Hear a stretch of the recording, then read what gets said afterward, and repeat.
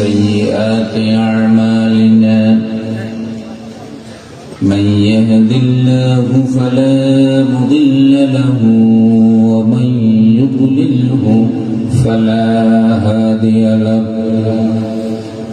ونشهد أن لا إله إلا الله وحده لا شريك له ونشهد أن محمدا عبده ورسوله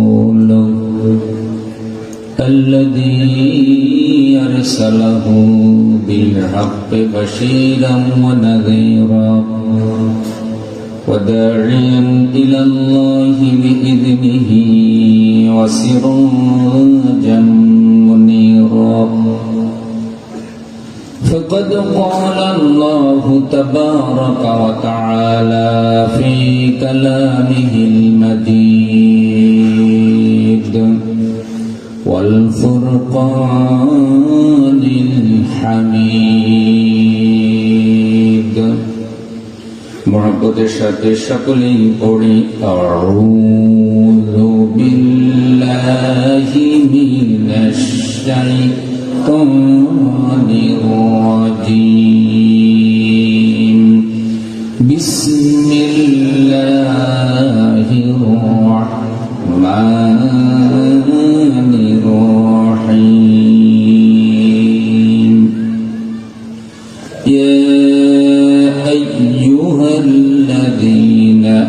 آمنوا اتقوا الله وقولوا قولا سديدا يصلح لكم أعمالكم ويغفر لكم ذنوبكم ومن يطع الله ورسوله فقد فاز فوزا عظيما محبت সাথে সকলে দুরূদ ইব্রাহিম পড়ি আল্লাহুম্মা সাল্লি আলা মুহাম্মাদ ওয়া আলা আলি মুহাম্মাদ কামা সাল্লাইতা আলা ইব্রাহিম ওয়া আলা আলি ইব্রাহিম ইন্নাকা হামিদুম মাজিদ اللهم بارك على محمد وعلى آل محمد كما باركت على إبراهيم وعلى آل إبراهيم إنك حميد مجيد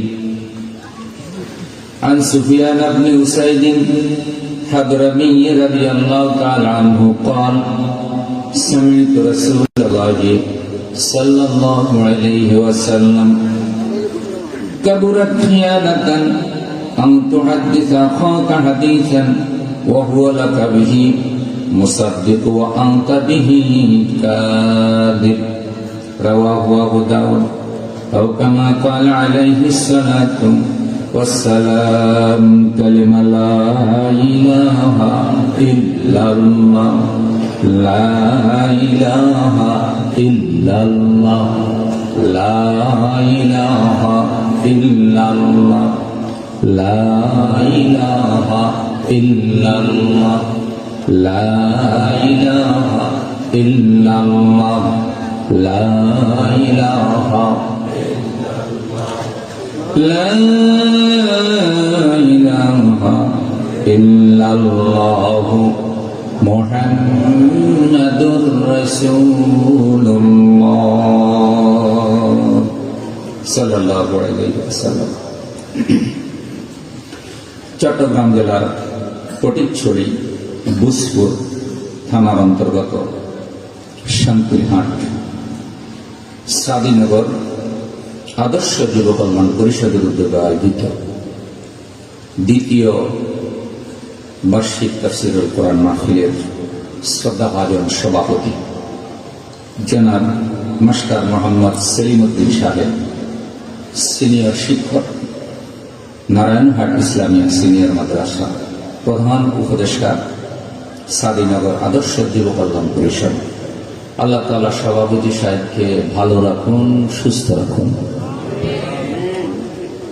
আমার আগে কথা বললেন আজকের মাহফিলের মান্যবর প্রধান অতিথি, বিশিষ্ট রাজনীতিবিদ, সুবক্তা, যিনি সুন্দর বক্তৃতা জানেন এবং ইসলাম সম্পর্কে আলহামদুলিল্লাহ ভালো জানাশোনা রয়েছে। যতটুকু আমি বক্তৃতা শুনেছি ততটুকুতেই বুঝেছি। পাতিলের ভাত কি সবগুলো টিকতে হয় না। যারা পাকা রাঁধুনি তারা কিন্তু দুইটা টিপলেই বুঝতে পারে যে বাকিগুলোর অবস্থা কি। সব বাতে যদি টিবা লাগে তাহলে এই ভাত আর খাওয়া যাবে। এই জন্য বক্তৃতা 2-3 মিনিট দিলেই বোঝা যায় যে বক্তার ভিতরে চালান আছে না নাই। আলহামদুলিল্লাহ, তার কথা আপনাদের ভালো লাগছে না? আপনারা তো তার জন্য দোয়াও করেছেন, তাই না? এবং শেষে কিন্তু তিনি আদবের পরিচয় দিয়েছেন যে আপনাদের কাছে ক্ষমা চেয়েছেন। এই ক্ষমা চাওয়াটা হলো একটা আদব এবং আদম আলাইহিস সালামের বৈশিষ্ট্য এটা, যে আল্লাহ তাআলার কাছে আদম আলাইহিস সালাম ক্ষমা চেয়েছিলেন। আপনাদেরই পরিচিত বিশিষ্ট রাজনীতিবিদ, সমাজসেবক, শিক্ষানুরাগী জনাব মোহাম্মদ নুরুল আলম সাহেব, আল্লাহ তাআলা প্রধান অতিথিকে সুস্থ রাখুন, ভালো রাখুন। আলোচনা করেছেন আমার প্রিয় ভাই, চট্টগ্রামের কৃতি সন্তান জনাব মাওলানা মুহসিন আল হুসাইনি, অধ্যক্ষ জ্যেষ্ঠপুরা ইসলামিয়া হামিদিয়া মাদ্রাসা বোয়ালখালী ও খতিব বাইতুল মামুর জামে মসজিদ বাকলিয়া চকবাজার চট্টগ্রাম। আলোচনা করেছেন মাওলানা সাইফুল ইসলাম ফারুকী সাহেব। সম্মানিত বিশেষ অতিথিবৃন্দ, মঞ্চে বসে আছেন সম্মানিত সুধী মণ্ডলী, আশেপাশে যারা বসা, আমার সামনে যারা বসা আছেন, আজকে তাফসীর মাহফিলের সবচাইতে গুরুত্বপূর্ণ ব্যক্তিবর্গ, শ্রোতা মণ্ডলী এবং পর্দার আড়ালে আছেন হযরত আয়েশা রাদিয়াল্লাহু তাআলা আনহার উত্তরসূরি, হযরত খাদিজাতুল কুবরা রাদিয়াল্লাহু তাআলা আনহার উত্তরসূরি, খাতুনে জান্নাত হযরত ফাতেমা তাজ-জাহরা রাদিয়াল্লাহু তাআলা আনহার উত্তরসূরি আমাদের এই সাদিনগরের মা ও বোনেরা, সমস্ত প্রশংসা কার দরবারে? আল্লাহ তাআলার দরবারে, যিনি আমাদেরকে সুস্থ রেখেছেন, করোনা থেকে হেফাজতে রেখেছেন, বাংলাদেশের উপর যিনি করুণার দৃষ্টি রেখেছেন। বিশ্বের বহু শক্তিশালী দেশ করোনার আক্রমণে ধরাশায়ী, সেই তুলনায় আমাদের মতো এই দেশকে আল্লাহ তাআলা এখনো অনেক ভালো রেখেছেন। আমাদেরকে মাহফিলে আসার তৌফিক দিয়েছেন। হায়াতের এই সময়টুকু পৃথিবীর সেরা কাজে আল্লাহ তাআলা আমাদেরকে ব্যয় করার তৌফিক দিয়েছেন। সবাই আল্লাহ পাকের শুকরিয়া আদায় করি, বলি আলহামদুলিল্লাহ। লাখ কোটি দরুদ ও সালাম নবী মুহাম্মদুর রাসূলুল্লাহ সাল্লাল্লাহু আলাইহি সাল্লামের রওজা মুবারক মদিনা মুনাওয়ারায় বর্ষিত হোক। যিনি শেষ নবী, যিনি দরদী নবী, যিনি দয়ার নবী, যিনি বিশ্ব নবী। সাহাবা একরাম, শুহাদা একরাম যারা নবীজির উপর ঈমান এনেছেন এবং আল্লাহ পাকের রাস্তায় জানমাল কোরবান করেছেন, ফলে আমরা ইসলাম পেয়েছি। আল্লাহ তাআলা সকলের জানমালের কোরবানি কবুল করুন। আমি আল্লাহ কোরআন থেকে আপনাদের সামনে তেলাওয়াত করেছি সূরা আহজাব থেকে একটি আয়াতে কারিমা, যেখানে আল্লাহ তাআলা সত্যবাদিতার পুরস্কার বয়ান করেছেন। সত্য কথা বললে, সত্য পথ অনুসরণ করলে আল্লাহ তাআলা যে পুরস্কার দিবেন সেই কথাটা বয়ান করেছেন। সত্যটা হলো নেক আমল, সৎ পথ অনুসরণ করা, সত্য কথা বলা, এটার নেক আমল। সত্যের বিপরীত হলো মিথ্যা। মিথ্যাটা হলো বদ আমল, পাপ, গুনাহ। আজকে ইনশাআল্লাহ আমি মিথ্যার পরিণাম, মিথ্যাবাদীদের চরিত্র এবং সত্যবাদীদের পুরস্কার। মিথ্যার পরিণাম কি বলেছি? মিথ্যার পরিণাম, মিথ্যাবাদীদের চরিত্র। যারা মিথ্যা কথা বলে তাদের চরিত্রটা কি রকম হয়? মিথ্যা কথা বলে এমন লোক আসেনি? পুরুষ বলে না মহিলারাও বলে? জায়গার মধ্যে মিথ্যা বানিয়ে ফেলা, সেকেন্ডের ভিতরে পোল্টি মারে, আছে না? ঠিক জায়গায় বলবে, জায়গায় ফিরে যাবে, মিথ্যা বানিয়ে।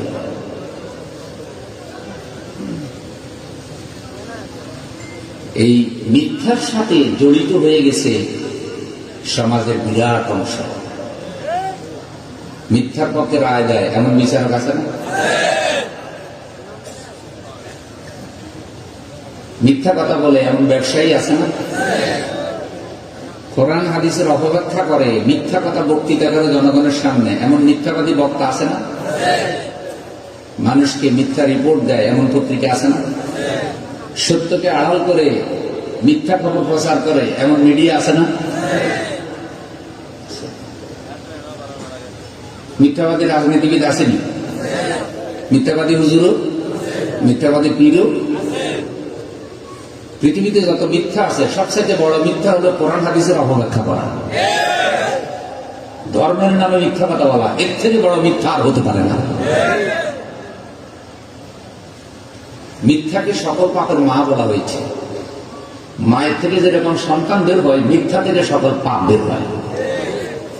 নামাজ রোজার ওয়াজ হয়, হক কথা মানে হজ যাকাতের ওয়াজ তো হয়, পর্দার ওয়াজ হয়, কিন্তু সত্য মিথ্যার ওয়াজ খুব একটা বেশি কি হয় না। বড় দাঁড়ি টুপিওয়ালা আছে, দেখবেন মিথ্যা কথা পায়। বিচার আচারে দরবারে মিথ্যা সাক্ষী দেয়, এমন আছে না নাই? যারা মিথ্যা কথার উপরে পিএইচডি করছে, মিথ্যার উপরে, তারা দেখবেন মিথ্যা সাক্ষী দেওয়ার জন্য দাঁড়িওয়ালা টুপিওয়ালা মাঝে মাঝে দাঁড়ি পাকা লোক হাজির করে, যেন পাবলিকে মিথ্যা কথাটা বিশ্বাস করে। তারা জানে যে আউলা জাউলা লোক আনলে জনগণের বিশ্বাস করানো, তাই হুজুরের বিরুদ্ধে যদি মিথ্যা সাক্ষী দেওয়াইতে হয় তাহলে আরেকটা হুজুর লাগবে। এই জন্য ভিতরে এলেম থাকবে না থাক, গায়ে জুব্বা লাগাইলে, মুখে দাঁড়ি লাগাইলে, মাথায় টুপি লাগাইলে, মোটামুটি আম ফতোয়া হইলো এটা হুজুর। ভিতরে এলেমের সালাম না থাকলেও পাবলিক মনে করে কি। যদি বিশ্বাস না হয় তাহলে দেখবেন শান্তির বাজারে যেদিন মসজিদে ইমাম থাকবে না, সেদিন সবাই শালী কার জুব্বা বড় দাঁড়ি বড় তার দিকে তাকায়।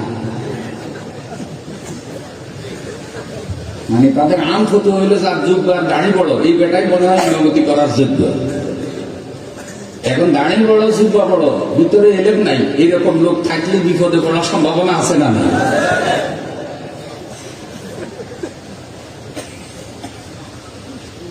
ভাইস প্রধান অতিথি বলেছেন কোরআন হলো জ্ঞানের দরিয়া। এই 1.5 ঘন্টার আলোচনা আমরা একটা সাইড নিয়ে কথা বলব। যতটুকু পারি আল্লাহ যেন তৌফিক দেয় আপনাদের জন্য উপকারী কিছু কথা যেন বলতে পারি। খুব ভালো লেগেছে ওনার কথা যে তাফসীর মাহফিল বন্ধ করলে দলমল বুঝি না, সবাই মিলে আমরা মাহফিলের পক্ষে দাঁড়াবো। এটাই তো ইমানের কথা। তাল গাছে বেল ধরে না, আম গাছে জাম ধরে না। ভিতরে যার ইমান থাকবে তার থেকে কখনো মাহফিল বিরোধী কথা বের হবে না। টিকানা মিটা ব্যাটকানি দেখলে তো বোঝা যায়, তো ভিতরে ইমান আছে না নাই কথা শুনলেও তো বোঝা যায়। উল্টা পাল্টাও বক্তৃতা মারে এমন নেতাও আছে না নাই? আমরা তো আপনাদের প্রধান অতিথির মতো নেতা চাই, তাহলে আমরাও শান্তি পাই, সমাজও শান্তি পায়। আমাদের রাজনীতি যেন ভালো লোকদের হাতে থাকে, যারা উগ্র, যারা সন্ত্রাসী, তাদের হাত থেকে আল্লাহ যেন রাজনীতিকে মুক্ত করে নম্র ভদ্র সমাজ দরদি ইসলাম দরদিদের হাতে আল্লাহ যেন রাজনীতি দিয়ে দেন। এটা জোরে বলেন আমিন। রব্বি জিদনি ইলমা রব্বি ইশরাহ লি সাদরি ওয়া ইয়াসসির লি আমরি ওয়াহলুল উকদাতাম মিন লিসানি ইয়াফকাহু কওলি। আল্লাহ রাব্বুল আলামিন বলেন, يا أيها الذين آمنوا اتقوا الله وقولوا قولا سديدا। ওহি ঈমান ওয়ালারা, যারা আল্লাহর উপর ঈমান এনেছো, ঈমানের কালেমা হলো লা ইলাহা ইল্লাল্লাহ মুহাম্মাদুর রাসূলুল্লাহ সাল্লাল্লাহু আলাইহি ওয়াসাল্লাম। এটা ঈমানের সংক্ষিপ্ত কালেমা। কালিমা তাইয়্যিবা পড়ে ঈমানের গণ্ডিতে মানুষ প্রবেশ করে, তার সাথে শাহাদা পাঠ করে, শাহাদা সাক্ষী দেওয়া, আশহাদু আল্লা ইলাহা ইল্লাল্লাহ ওয়া আশহাদু আন্না মুহাম্মাদান আবদুহু ওয়া রাসূলুহু। আমি সাক্ষী দিচ্ছি আল্লাহ একক, আল্লাহর কোন শরীক নাই। আমি আরো সাক্ষী দিচ্ছি মুহাম্মদুর রাসূলুল্লাহ সাল্লাল্লাহু আলাইহি সাল্লাম আল্লাহর বান্দা এবং রাসূল। বান্দা এবং এইসব কালেমা পড়ে মানুষ ইমানদার হয়। আমরা সবাই কালেমা পড়ছি তো নাকি? আল্লাহ তাআলা আমাদের ঈমান কবুল করেন, জোরে বলেন। ঈমানটা তো দামি নিয়ামত। কালেমা পড়ে যদি কেউ ঈমান আনয়ন করে, তার জীবনের সব গুনাহ সাথে সাথে আল্লাহ মাফ করে দেয়। ঈমানদারকে লক্ষ্য করে আল্লাহ বলছেন, ইত্তাকুল্লাহ, আল্লাহর ভয় করো, আল্লাহর ভয় করো, মুত্তাকি হও। ওয়া কুলু কাওলান সাদীদা, যখন কথা বলবে তখন সত্য কথা বলো। আল্লাহকে ভয় করো, সত্য কথা বলো। তাহলে বোঝা যায় যারা মিথ্যা কথা বলে তারা কখন মুত্তাকি হতে পারে না। জুব্বা বড় হইলেও মুত্তাকি হওয়া যায় না।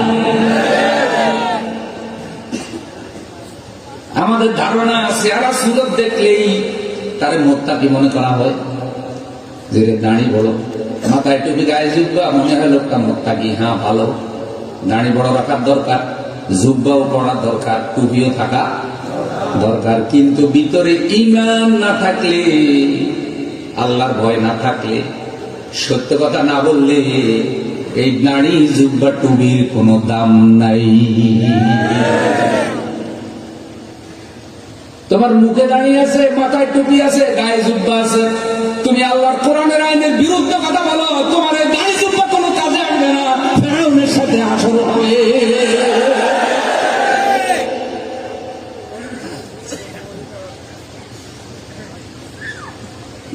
সিংহের বাচ্চা কি ছাগলের লগে মানায়নি? সোনার আর কি কুত্তার গলায় শোভা পায়নি? তোমার গায়ে তো জুব্বা শোভা পায় না, তোমার মুখে তো দাঁড়ি শোভা পায় না, তোমার চরিত্র যদি কোরআন হাদিস অনুযায়ী না হয়।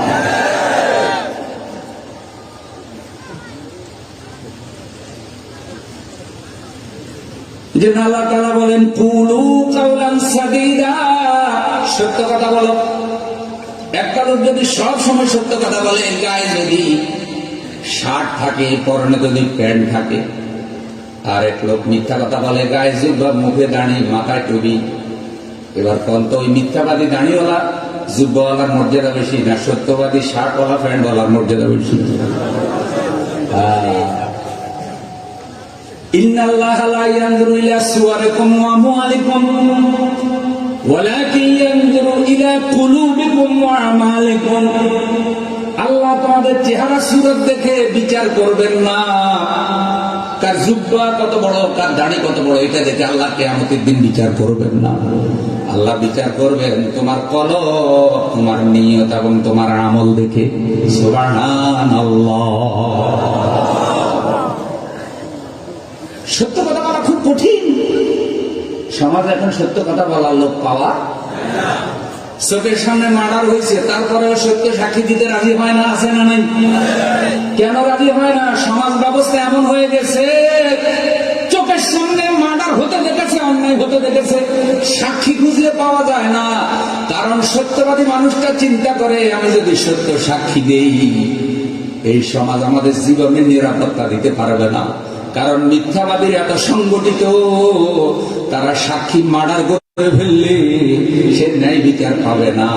সমাজ ব্যবস্থা এখন এত বিপদগ্রস্ত, এত অধপতিত হয়েছে যে মানুষ সত্য সাক্ষী দিতেও ভয়ে রাজি হয় না।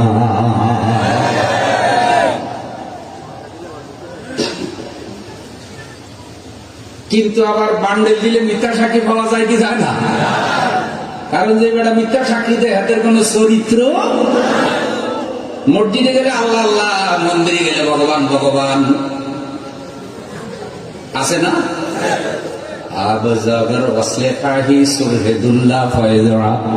বা মুসলমান আল্লাহ আল্লাহ, বা রাম রাম রাম।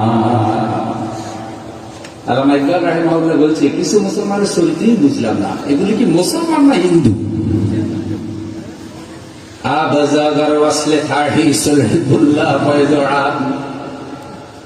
মাথায় টুপি, মুখে দাড়ি, গায়ে জুব্বা দেখলে মনে হয় যেন মুসলমান। মসজিদে নামাজ পড়ে, এটা দেখলে মনে হয় মুসলমান। কিন্তু যখন শিরিক করে, যখন পূজার অনুষ্ঠানে যায়, যখন রাম রাম কইয়া যখন ওদের সাথে মিলে যায়, তখন মনে হয় এখলাসওয়ালা হিন্দু। এখলাসওয়ালা হিন্দু। এ ধরনের মুসলিম দিয়ে কোনো ফায়দা। প্রিয় ভাইয়েরা আমার, চেহারা সুরতে লাভ হবে যদি চরিত্রটা ভালো হয়। আচ্ছা আপনারা কোন তো ফেরাউনের কি চেহারা খারাপ ছিল না চরিত্র খারাপ ছিল? মাশাআল্লাহ করে ফেলছেন। বেলাল রাদিয়াল্লাহু তাআলা আনহু কি চেহারা ভালো ছিল না চরিত্র ভালো ছিল? বেলাল রাদিয়াল্লাহু তাআলা আনহুর মর্যাদা আল্লাহর কাছে চেহারার কারণে না চরিত্রের কারণে? ফেরাউন দুইটা মরছে চেহারার কারণে না চরিত্রের কারণে? চেহারা দেখতে সুন্দর, রাবেয়া বসরির মতো মনে হয় যেন এত সুন্দরী, কিন্তু বয়ফ্রেন্ড কয়টা আছে কোনো হিসাব? এটা চেহারা যত সুন্দরই হোক, এইটাকে চরিত্রবান নারী কেউ বলবে? প্রিয় ভাইয়েরা আমার, এই জন্য নবী সাল্লাল্লাহু আলাইহি সাল্লাম কলমের দিকে বিদ্যাঙ্গুলি দিয়ে ইশারা করেছেন আর বলেছেন, আত-তাকওয়া হাহুনা, আত-তাকওয়া হাহুনা, আত-তাকওয়া হাহুনা। তাকওয়া অন্তরে থাকে, তাকওয়া অন্তরে থাকে, তাকওয়া অন্তরে থাকে। যেই লোকটা যত বেশি সত্যবাদী হয়, সেই লোকটা তত বড় মুত্তাকি, আল্লাহর দরবারে তার মর্যাদা তত বেশি।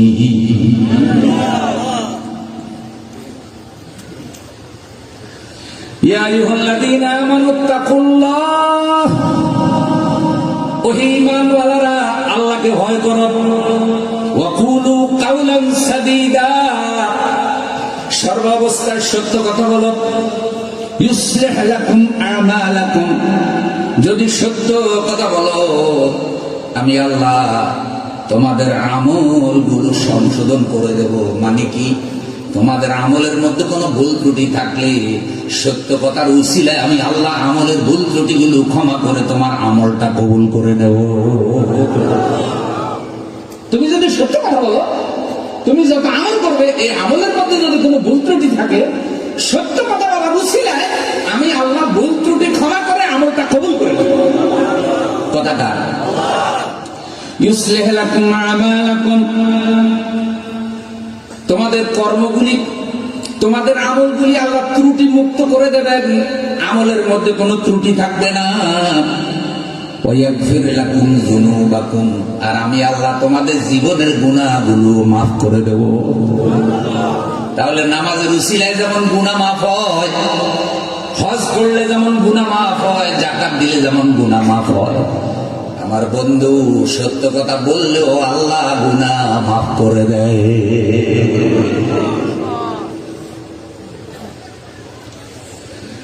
ومن يطع الله ورسوله فقد فاز فوزا عظيما। আল্লাহ তাআলা বলছেন, যারা আল্লাহর অনুসরণ করবে, যারা রাসূলের অনুসরণ করবে, ফাকাদ ফাজা ফাওজান আযীমা, তারা মহা সফলতা লাভ করলো। তাহলে আয়াতে সারমর্ম কি জানালো? সত্য কথা বলল, মুত্তাকি হলো, আমলগুলা ত্রুটি মুক্ত হয়ে গেল, আল্লাহ গুনাহ মাফ করে দিল। যারা আল্লাহ এবং আল্লাহ রাসূলের আনুগত্য করে তারা সফলতা লাভ করলো। তাহলে বোঝা যায় যারা আল্লাহ এবং আল্লাহ রাসূলের আনুগত্য করে না, যারা সত্য কথা বলে না, তারা কখনো সফলতা লাভ করে না।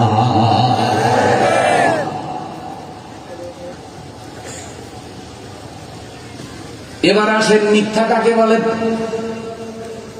সত্য হলো যেই ঘটনা যেভাবে ঘটেছে সেটা সেভাবে বলার নাম হলো সত্য। মিথ্যা কি? মিথ্যা হলো জিদ্দুল হক, সত্যের বিপরীত যেটা সেটা হলো মিথ্যা।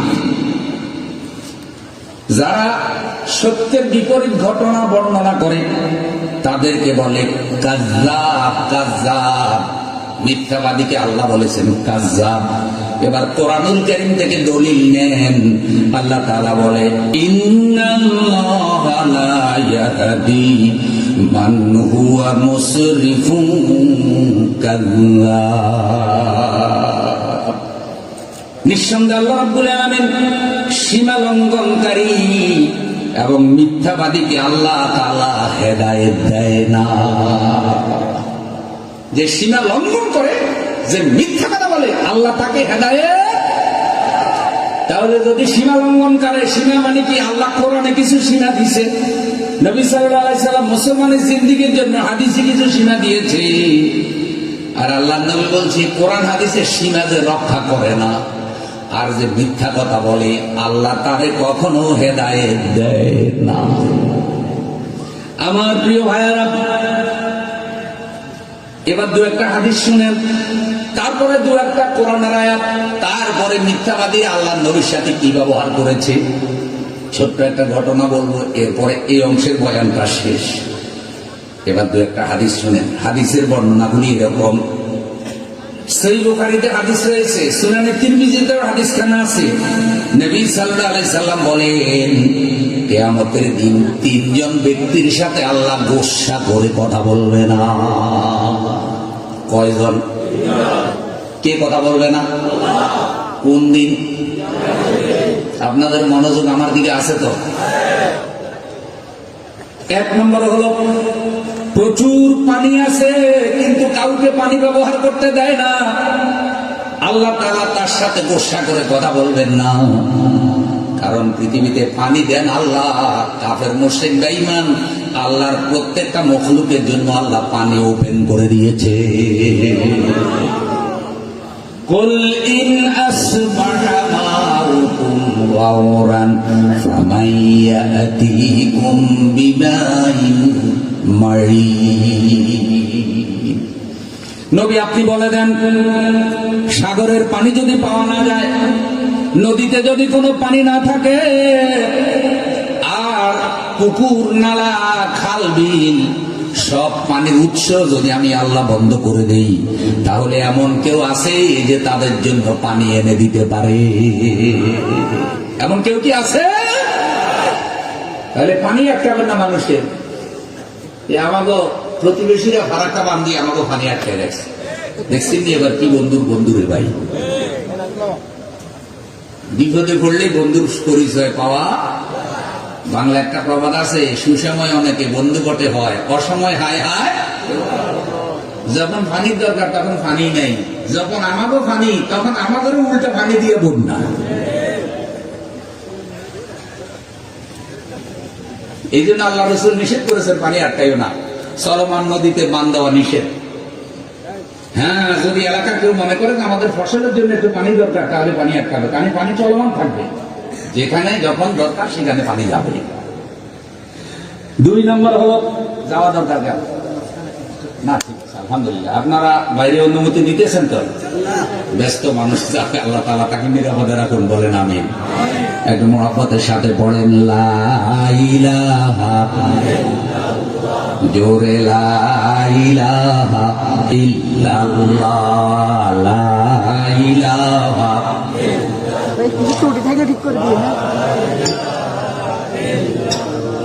কালেমা লা ইলাহা ইল্লাল্লাহ, লা ইলাহা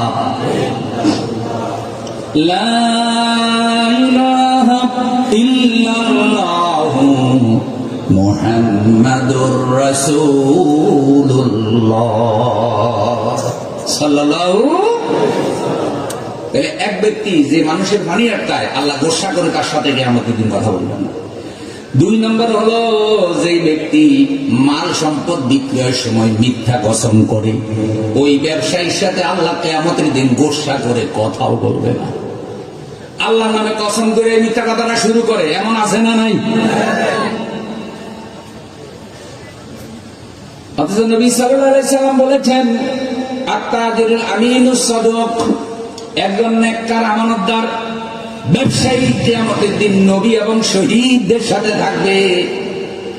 এই হাদিসে বলা হচ্ছে যে এই ব্যবসায়ী বিক্রয় করার সময় মিথ্যা কথা বলবে, আর কসম করে অসল মাল বেশি দামে বিক্রয় করবে। অসল মাল, এই ব্যবসায়ীর সাথে আল্লাহ ভরসা করে কথা বলবেন না।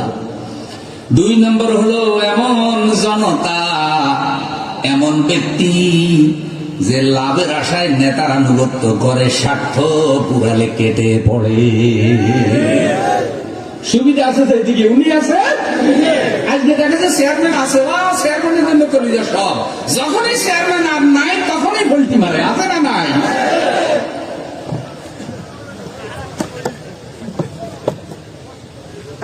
লাভের আশায় নেতার আনুগত্য করে, স্বার্থ পুরালে কেটে পড়ে। আল্লাহ তাআলা বলে তুই বড় স্বার্থপর, তোর কোনো নীতি নাই, আল্লাহ তোর সাথে কিয়ামতের দিন কথাও বলবে না। আবার উনি নিজেকে চালাক মনে করেন। আমি একদিন পত্রিকা একটা কলাম পড়ছিলাম, দল ত্যাগীরা বলে ত্যাগের সুখ, যত পারো ত্যাগ করো, নতুন দলে যোগ দাও। ভিতরে দেখলাম কি লেখা, ওরা লিখছে যে যখন যেদিকে সুবিধা দেখবে সে দলে যোগ দিবা, যেই না দেখবা যে ওই দল বিপদে পড়ছে সেকেন্ডের ভিতরে উল্টা দলে যোগ দিবা, ওই দলে ডুবে দিতে শুরু করবে।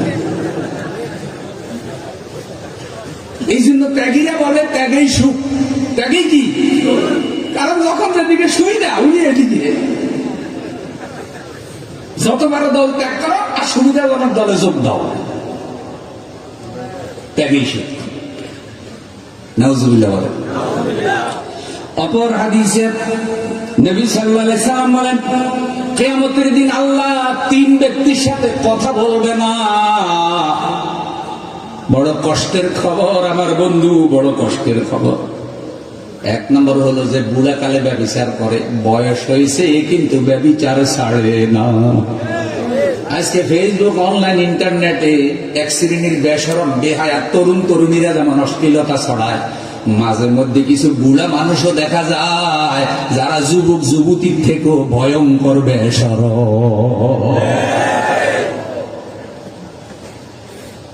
বুড়া হয়েছে কিন্তু খাসিয়ত ভালো হয় নাই, আছে না? আল্লাহ তাআলা আমাদেরকে হেদায়েত দাও। দাড়ি পেকে গেলে, চুল পেকে গেলে লোকটা দুনিয়া থেকে যাওয়ার সময় হয়ে যায়। কোন এক বর্ণনায় নবী সাল্লাল্লাহু আলাইহি সাল্লাম বলেছেন দাড়ি পাকা মানুষ যখন আল্লাহর দরবারে হাত উঠায় দোয়া করে, আল্লাহর কাছে শরম লাগে, আল্লাহ দাড়ি পাকা লোকের দোয়া ফিরায় না। কিন্তু যে বুড়া মানুষ বুড়া হওয়ার পরেও ব্যভিচার ছাড়ে না, অশ্লীলতা ছাড়ে না, এই বুড়ার সাথে কিয়ামতের দিন আল্লাহ গোসা করে কথা বলবে না। 2 নম্বর হলো মিথ্যাবাদী শাসক, যারা জনগণের শাসক হওয়ার পর, নেতা হওয়ার পর জনগণের সাথে মিথ্যা কথা বলে, এমন নেতার সাথে কিয়ামতের দিন আল্লাহ গোসা করে কথা বলবে না। তুই মিথ্যাবাদী শাসক, তুই মিথ্যাবাদী নেতা, তুই জনগণকে মিথ্যা প্রতারণা করেছিস, সরে যা, আল্লাহ তোর সাথে কথা বলবে। 3 নম্বর হলো অহংকারী গরিব মানুষ। একে গরিব আর অহংকারী। অহংকার তো কারো জন্যই অনুমতি নাই। কোন আলেম যদি অহংকার করে, এই আলেম জাহান্নামে যাবে। কোন পীর যদি অহংকারী হয়, পীরও জাহান্নামে যাবে। কোন কোটিপতি অহংকারী হলে সেও জাহান্নামে যাবে। টাকার অহংকার, এলেমের অহংকার, সৌন্দর্যের অহংকার, কোনো কিছুর অহংকার করা যাবে না। অহংকার আল্লাহর চাদর। হাদিসে কুদসি ভাষা এরকম, যারা অহংকার করে তারা যেন আল্লাহর গায়ের চাদর নিয়ে টানাটানি করে। মেয়েদের মধ্যে সৌন্দর্যের অহংকার আছে না নাই? আপনাদের স্বাধীনগরের মা বোনদের মধ্যে নাই, কিন্তু অন্য মা বোনদের মধ্যে আছে। যেহেতু সবাই সৌন্দর্যকে ভালোবাসে, এই জন্য রং বার্নিশ মেকআপ লাগাইয়া কালো মেয়েও সুন্দরী সাজতে চান। এটা কি আসল সুন্দর না নকল সুন্দর? মাঝে মধ্যে বিপদও ঘটে। ছেলে মেয়ে দেখতে গেছে, ওই নকল জিনিসপত্র লাগাইয়া সেজে গুজে গেছে। ছেলে দেখে রাজি, মনে করছে পরি, ও মা, আসলটা যখন চলে গেছে, যেই সুরত সেই সুরত।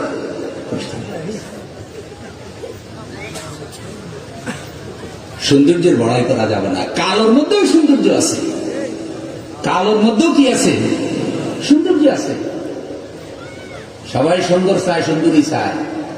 এটা যদি পৃথিবীতে সফল হইতো তাহলে কোনো কালো মেয়ের বিয়ে সহজ হইতো না। কোনো কালো মেয়ের বিয়ে কি বাকি আছে? তাহলে বোঝা যায় আল্লাহ যার সাথে যার জোড়া বেঁধে রেখেছে তার চোখে তাকে আল্লাহ সুন্দর বানায় দেয়। সবাই কালী কোক না, আপনার কাছে সুন্দর লাগলেই তৈরি। তাহলে অহংকারী গরিব, একটা গরিব আর অহংকারী। দেখেন এয়ারপোর্ট একটা ভিক্ষুকের কাণ্ড আমি দেখলাম। একটা লোক বিদেশ থেকে এসেছে, ফকিরে ভিক্ষা চায়, কয় ডলার দেন, রিয়াল দেন। কি দিতে পার? এক বেচারা তো পরিশ্রম করে টাকা কামাই করে আসছে, সে তার পকেটে ভাঙতি 5 টাকা ছিল, ফকিরে দিছে। বিশ্বাস করেন ফকির রাগ করে চোখ লাল করে গোসা করে এত 5 টাকা দিছে, কেন এত ফ্যাস্টিজ লাগছে। ওই ফকিরে আবার আরেকটা কানা ফকিরের গোসা করে দিয়ে দিচ্ছে। মানে এবারে ভিক্ষা করে কিন্তু চোখে দেখে, আর পাশে আরেক ফকির আছে চোখে দেখে না। এখন এই বিদেশি কেন তারা ডলার অথবা রিয়াল না দিয়ে কেন 5 টাকা দিল? সে গোসা করে ওই কানা ফকিরে দিয়েছে, তুলে দেন। অহংকার নয় এটা?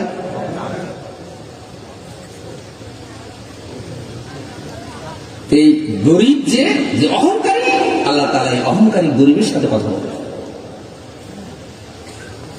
প্রিয় ভাইয়েরা আমার, ইবনে ওমর রাদিয়াল্লাহু তাআলা আনহু হাদিস বর্ণনা করেন, বড় মিথ্যাবাদীর একজন হলো সেই ব্যক্তি যে মিথ্যা স্বপ্ন বলে বেড়ায়। এমন স্বপ্ন বলে, এমন স্বপ্ন ফেসবুকে লেখে যেই স্বপ্ন সে দেখে নাই, বানাইয়া বানাইয়া স্বপ্ন বলা, এটা বড় মিথ্যা। এই বানাইয়া বানাইয়া মিথ্যা স্বপ্ন বলে এমন আছে না?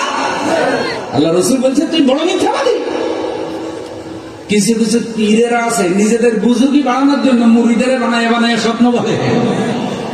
আবার কিছু কিছু মুরিদ আছে যে আমার পীরের কাছে মুরিদ হয়ে আমি এইসব স্বপ্ন দেখি। একজন আমার একটা হুজুর, আপনারা যে এত বড় আলেম হয়েছেন, আপনারা তো জীবনেও নবীর স্বপ্ন দেখেন নাই। আর আমি আমার পীরের মুরিদ হওয়ার পর প্রতি মাসে 2 থেকে 300 বার রাসূল সাল্লাল্লাহু আলাইহি সাল্লামকে স্বপ্নে দেখি, কিন্তু উনি এক ওয়াক্ত নামাজও পড়ে না। কি ভাই নামাজ পড়েন না কেন? ওনার ফিরে কইছে কোন মসজিদের ইমামের ইমান ঠিক নাই। কয় দেশে ইমাম আছে নাকি, কার পিছে নামাজ পড়বো? নামাজ পড়েন। এই ফির এখন মরে গেছে, ওই ফিরের মুরিদ। আগা বলায় শুধু ফেটা ফেট, টান দিয়ে বাইরে করলে মনে হবে যেন দুইটা আসলে একটা।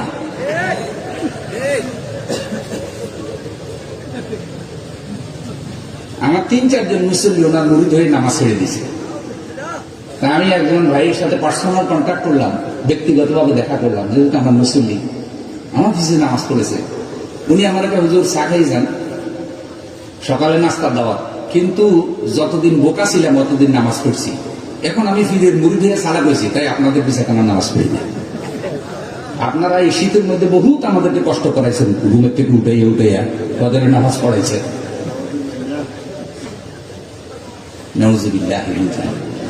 এই মুরিদ বলতেছে সে রাসূল সাল্লাল্লাহু আলাইহি সাল্লামকে প্রতি মাসে 2 থেকে 300 বার স্বপ্ন দেখে। এটা মিথ্যা না?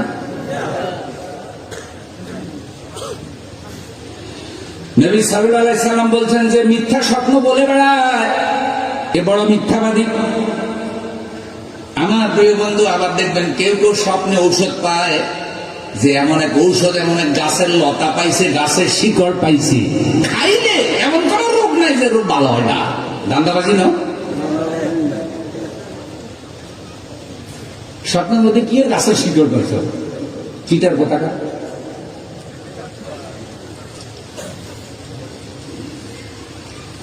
এই জন্য আমার ভাইয়ারা, নবী সাল্লাল্লাহু আলাইহি সাল্লাম বলেছেন যদি কথা বলতে চাও পারলে সত্য কথা বলো, ভালো কথা বলো। যদি ভালো কথা বলতে না পারো চুপ থাকো, জবান নাড়াচাড়া করো না, কারণ জবান বড় সাংঘাতিক জিনিস। জবানকে কন্ট্রোল করার জন্য উপরে নিচে 32টা দাঁত দিয়ে আল্লাহ কেসি গেটের ব্যবস্থা করে দিয়েছে। কেসি গেট, কেসি গেট কি হালকা না মজবুত? এই জন্য কেসি গেট 2 গেট মিলে দেখবে জিব্বা চলে না। মান কানা ইউমিন বিল্লাহি ওয়াল ইয়াউমিল আখির ফালইয়াকুল খায়রান আও লিয়াসমুত। যে ব্যক্তি আল্লাহ এবং আল্লাহ রাসূলের উপর ঈমান আনতে চায় সে যেন পারলে সত্য কথা বলে, উত্তম কথা বলে। যদি উত্তম কথা বলতে না পারে সে যেন চুপ থাকে, চুপ থাকে। আল্লাহ নবী সাল্লাল্লাহু আলাইহি সাল্লাম বলেছেন, 2টা জিনিসের জিম্মাদারি আমি নবীকে দাও, আমি নবী তোমাদেরকে জান্নাতের গ্যারান্টি দেব।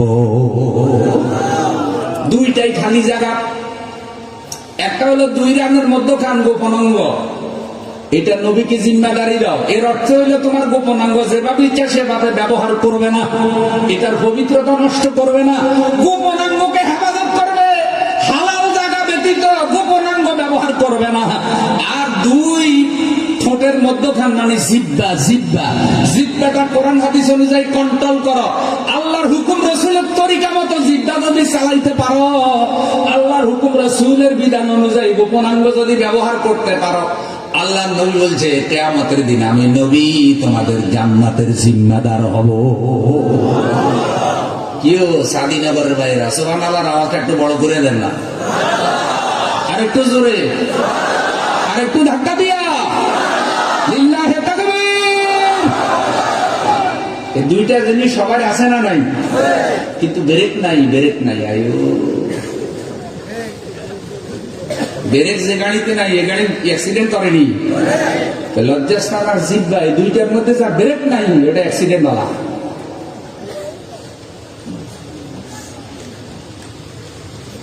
আল্লাহর আইন টাইম বলে 2টার মধ্যে ব্রেক লেগে দেবো। এই জন্য বেশরম বেহায়া ফাটতে যায় মার্কা শিল্পী গুলি আল্লাহর আইনকে ভালোবাসে না। বুড়ো হয়েছে খাসিয়ত ভালো হয় নাই, নিজের মেয়ে আরেকজনের সাথে নাচে, নিজে আবার নাইট ক্লাবে গিয়ে আরেকজনের মেয়ে নিয়ে নাচে। এরকম ডিজিটাল বেয়াদব আধুনিক বেশরম আছে না নাই?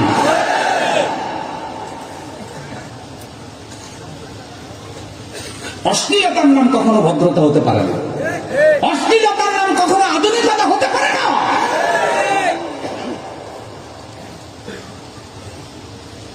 প্রিয় ভাইয়েরা আমার, সহিহ বুখারীর হাদিস শুনেন, وإياكم والكذب فإن الكذب يهدي إلى الفجور وإن الفجور يهدي إلى النار وما يزال الرجل يكذب ويتحرى الكذب حتى يكتب عند الله كذابا। নবী সাল্লাল্লাহু আলাইহি সাল্লাম বলেছেন, খবরদার কখনো মিথ্যা কথা বলবে না। কখনো তুমি মিথ্যা কথা বলবে না, মিথ্যা কাজ করবে না, মিথ্যা কথা বলবে না। মিথ্যা মানুষকে পাপের দিকে নিয়ে যায়, আর পাপ মানুষকে জাহান্নামের দিকে নিয়ে যায়। আল্লাহর কোন বান্দা যখন মিথ্যা কথা বলতে থাকে, মিথ্যা কথা বলতে বলতে বলতে বলতে আল্লাহর দরবারে তার নাম মিথ্যাবাদীদের খাতায় চলে যায়। পৃথিবীর বড় মিথ্যাবাদী যারা, তাদের কাতারে এই মিথ্যাবাদীর নাম চলে যায়। ক্বালা আলাইকুম বিসসিদকি, নবী সাল্লাল্লাহু আলাইহি সাল্লাম বলছেন, সব সময় সত্য কথা বলো। ফাইন্নাস সিদকা ইয়াহদি ইলাল বির, সত্য মানুষকে নেক আমলের দিকে অগ্রসর করে, সত্য মানুষকে আমলে সালেহের দিকে অগ্রসর করে। ওয়াইন্নাল বিররা ইয়াহদি ইলাল জান্নাহ, আর আমলে সালেহ নেক আমল আল্লাহর বান্দাকে জান্নাতের দিকে নিয়ে যায়। وما يزال الرجل يصدق ويتحرى الصدق حتى يكتب عند الله صديقا رواه متفق عليه। আল্লাহর নবী সাল্লাল্লাহু আলাইহি সাল্লাম বলছেন, বান্দা যখন সত্য কথা বলে, সত্য কথা বলতে বলতে বান্দার নাম আল্লাহর খাতায় সত্যবাদীদের তালিকায় চলে যায়। লিল্লাহি তাকবীর। তাহলে সত্য বলবো না মিথ্যা বলবো? রাজি আছি তো ইনশাআল্লাহ? সত্য কথা বলে সত্যের উপরে টিকে থেকে যদি বিপদ মুসিবত আসে, আপনার কোনো ভয় নাই। যারা আপনার উপরে জুলুম করবে তারা ব্যর্থ হবে। সত্যের উপরে টিকে থেকে যদি আপনার মৃত্যু হয়ে যায়, মৃত্যুর সাথে সাথে আল্লাহ আপনার জন্য জান্নাতের দরজা দরজা খুলে দেবে। এখন দুনিয়াতে দেখা যায় মিথ্যাবাদীদের জয় জয় তার। একটু পরে আলোচনার উপর আমার কাণ্ড, আপনারা ঠিক আছেন তো? শুনবেন, ভালো করে শুনবেন, হেদায়েতের নিয়তে শুনবেন, আমলের নিয়তে শুনবেন। সূরা মায়দার আয়াত শুনেন, কিয়ামতের দিন সত্যবাদীরা উপকৃত হবে, মিথ্যাবাদীরা দরা খাবে। মিথ্যাবাদীদের দরা খাওয়ার একটা দিন আছে না নাই? আজকে যে সাংবাদিক সম্মেলন করে মিথ্যা কথা বলো, তোমার ভিডিও কিন্তু আল্লাহ রেকর্ড করিয়া রাখছে। তাফসীর মাহফিলে গিয়া বলতেছে আমি গুন্ডা। সবাই কিন্তু খবর আছে, কে কইতেছে আর নাম করার কোন দরকার। আমার মনে হয় বিগত 4-5 দিনে এই লোকটা যে পরিমাণ অভিশাপ ইমানদার বান্দাদের পাইছে, এইরকম অভিশাপ বাংলাদেশে আর কেউ পাইছে কিনা সন্দেহ। কেন পাইছে? সে তাফসীর মাহফিল নষ্ট করে দিয়েছে। যাইয়া বলছি কি, যে কথাগুলি বলেছে এই কথাগুলি কখনো ভদ্রলোকের ভাষা হতে, কোন সত্যবাদীর ভাষা হতে। একজন আলেমের নাম ধরে বলেছে, ওই আলেমের বাড়ি আগামীকাল 10টায় সে মরুভূমি বানাইয়া ওটার মধ্যে সবজি চাষ করবে। দেখছেন সবজি খাইবার কি সব। আল্লাহ যদি নারাজ হয়, আল্লাহ তোমার বাড়িও তো বিধান ভূমি বানাইতে পারে। আল্লাহ তো তোমার বাড়িও বিধান ভূমি বানাইতে। তাহারে বাইরে আমেরিকার প্রেসিডেন্ট এই পর্যন্ত কত আসছে কত গেছে, মরে যাওয়ার পরে আর কেউ কারো নাম লয়নি। এই যে ট্রাম্প এখন নাই, প্রেসিডেন্ট যখন হারিয়ে গেছে তখনই তো তার বায়ু করার প্রস্তুতি শুরু হয়েছে। বায়ু হইতে যদি না চাইতো তাহলে পিছাদি ফিটে হলে বায়ু করতো না। তাইলে যারা ফুলের মালা দিছে তারাই কিন্তু পরে জুতা দিয়ে ফিটে হইলো বায়ু করবো।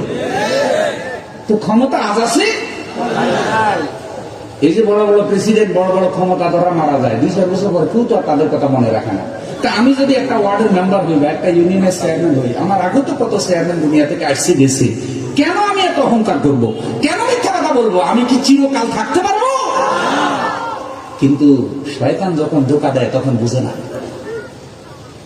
কত ভয়ঙ্কর কথা বলতেছে, আমি সন্ত্রাসী। মানুষকে বাড়ি থেকে তুলে নিয়ে গুম করে ফেলার অধিকার নাকি ওনার আছে। এইভাবে যা বলছেন নিজে নিজে টের পায় নাই। এখন সারা দুনিয়াবাসী যখন যাই না গেছে, হায় হায় রে, মানুষ চুরি কইরাও তো স্বীকার করে না। আর এমন একটা চোর পাওয়া গেছে যে নিজে নিজেই কয় আমি মস্তান। এখন কেউ আর তার ভোট দিবার দরকার না, নিজের ভোট। এই হিসাবে তার একটা ধন্যবাদ দেওয়া যায়। কইতেছি আসলে আমার তো ভাই বুঝতে হইব না। মাহফিলে বাহাদুরি দেখাইয়া যা বলছিল এটা কিন্তু সত্য কথা ছিল। পরে যখন দেখছে হায় হায় রে, আমি তো ধরা খাইছি, আমার আমও যাওয়ার সম্ভাবনা, সালাও যাওয়ার সম্ভাবনা। এরপরে মাথায় টুপি দিয়া হযরত আবু বকর রাদিয়াল্লাহু তাআলা নূর বন্ধু সুরত, নিজে বন্ধু।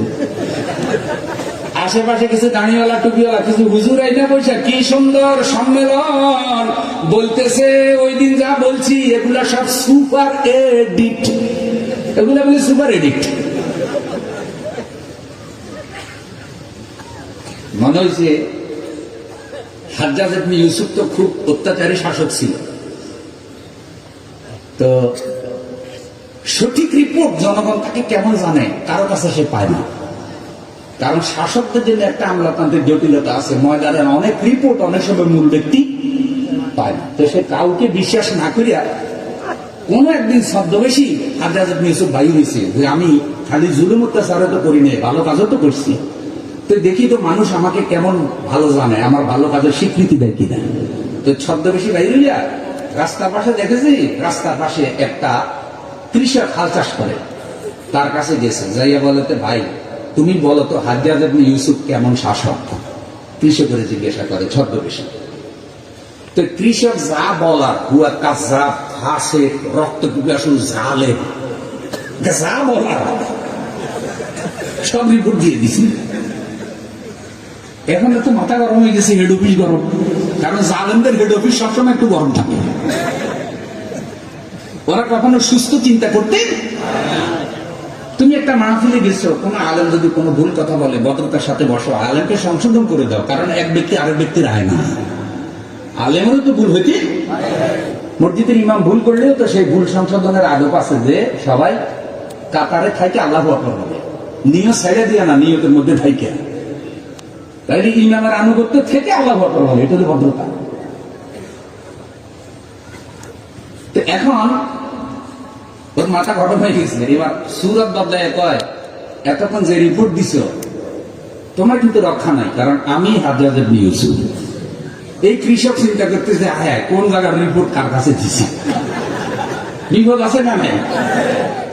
এখন কৃষকের বড় বুদ্ধিজীবী ছিল, তো বাঁচার পর দায়ী করছে, দায়ী শোনেন, আমি হলাম সেই বংশের লোক যেই বংশের লোকেরা বছরে 2 দিন পাগল হয়,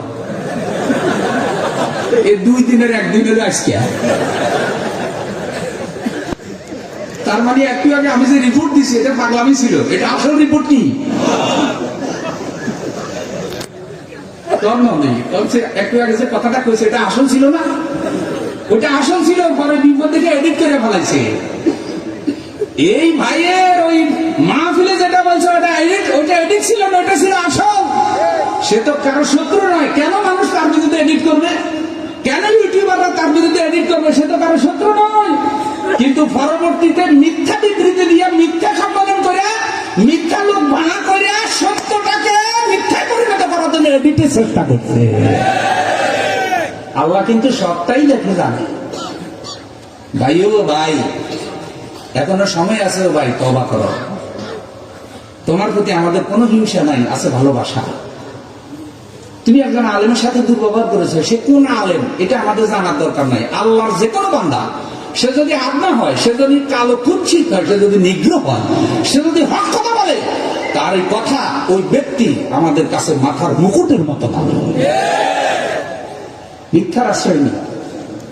আমি আশ্চর্য যে মিথ্যাবাদী হুজুর গুলার প্রতি মুখে দাঁড়িয়ে মাথার টুপি দিয়া মিথ্যার পক্ষে ওকালতি করে। মিথ্যাবাদী সাংবাদিক কেমনে কেমনে মিথ্যা করতে হবে ফিনিশিং দিয়ে শিখিয়ে দেয়। চোরের ওস্তাদ আছে না, পকেট মারের ওস্তাদ আছে বললাম, না হলে পকেট কাটা শিখাই কেমনে। কিছু কিছু সাংবাদিক আছে ওরা মিথ্যা কথা শিখাই দিতেছে, মিথ্যা কথার ওস্তাদ। এই জন্য জাতির অধিপতন, অধপতন। এক সময় আমরা পৃথিবীকে সত্য দিয়ে সাজিয়েছি, আজকে আমরা বড় অসহায়।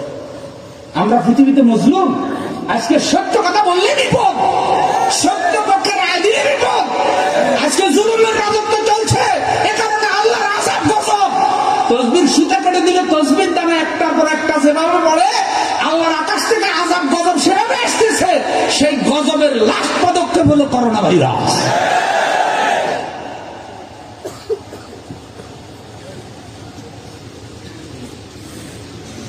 এই জন্য আমার ভাইয়া, সূরা মায়েদার মধ্যে আল্লাহ বলেন, কিয়ামতের দিন সত্যবাদীদের পুরস্কার পাওয়ার দিন, মিথ্যাবাদীদের ধ্বংস হওয়ার দিন। আল্লাহ তাআলা বলেন, ক্বালাল্লাহু হাযা ইয়াউমু ইয়ানফাউস সাদিকিনা সিদকুহুম লাহুম জান্নাতুন তাজরি মিন তাহতিহাল আনহার খালিদিনা ফিহা আবাদা রাদিয়াল্লাহু আনহুম ওয়া রাদু আন যালিকাল ফাওজুল আযীম। আল্লাহ তাআলা বলেন, কিয়ামতের দিন আল্লাহ বলবেন, আজকের এই দিন সেই দিন সত্যবাদীরা আজকে পুরস্কৃত হবে, সত্যবাদীদের জন্য আজকে আনন্দ করার দিন। সুবহানাল্লাহ। যারা দুনিয়াতে সত্য কথা বলেছে, সত্য পথ অনুসরণ করেছে, ফাকাদ ফাজা, তারা সফলতা লাভ করবে। আল্লাহ তাআলা কোরআনুল কারীমে আল্লাহর বান্দাদেরকে লক্ষ্য করে বলছেন, কুল সিরু ফিল আরদ সুম্মা আনজুরু কাইফা কানা আকিবাতুল মুকাজ্জিবিন।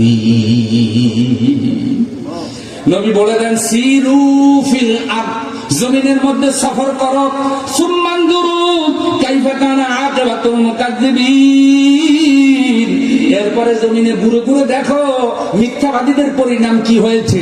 যারা অতীতে মিথ্যা কথা বলেছে আল্লাহ তাদেরকে ছাড়ে নাই, বর্তমানে যারা মিথ্যা কথা বলবে, মিথ্যা রায় দাঁড় করাবে, ইসলামের বিরুদ্ধে, মজলুমের বিরুদ্ধে, যারা দিন কায়েমের কাজ করে তাদের বিরুদ্ধে মিথ্যা অভিযোগ, মিথ্যা মামলা, মিথ্যা ফেরেশানি অভিযোগ দিয়ে তাদের বাড়িঘর ধ্বংস করবে, ব্যবসা ধ্বংস করবে, তাদের আরামায়েশ হারাম করে দেবে, বাড়িতে ঘুমাতে দেবে না। আল্লাহ কিয়ামতের দিন তাদেরকে ছাড়বে না।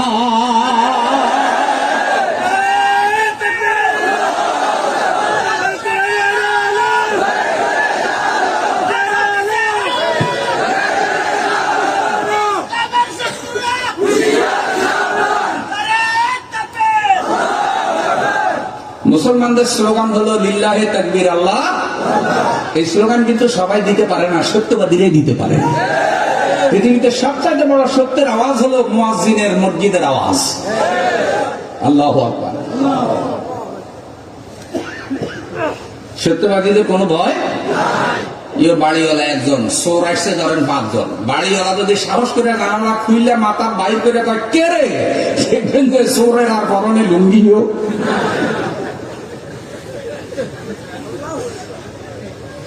এই জন্য আল্লাহওয়ালা সত্যবাদীদেরকে সাহসী হতে হবে, ঐক্যবদ্ধ হতে হবে, জোট বাঁধতে হবে, আর বুকে সাহস এবং ঈমান নিয়ে সত্যের পক্ষে আওয়াজ তুলতে হবে।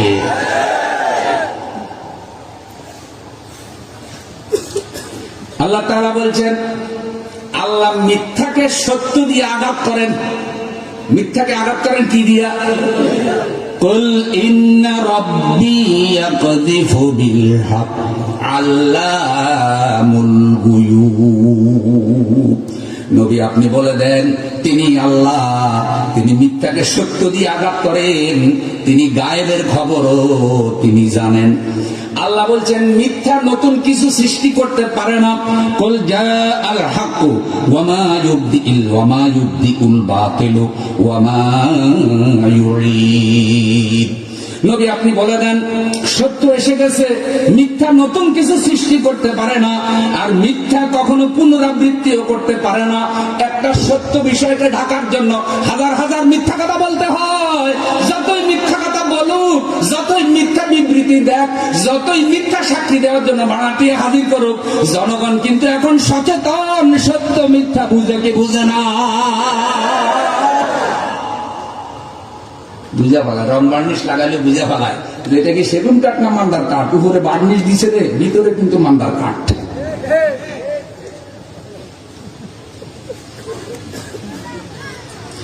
প্রিয় ভাইয়েরা আমার, আল্লাহ তাআলা বলেন কোরআন হলো বড় সত্য, বড় সত্য হলো কোরআন। আর যারা মুনাফিক তারা কোরআনকে মিথ্যা মনে করে। কথাকার সূরা বনী ইসরাঈলের 105 নম্বর আয়াতে আল্লাহ বলেন, ওয়া বিল হাক্কি আনসালনাহু ওয়া বিল হাক্কি নাযালা ওয়া মা আরসালনাকা ইল্লা মুবাশশিরাও ওয়া নাযীরা।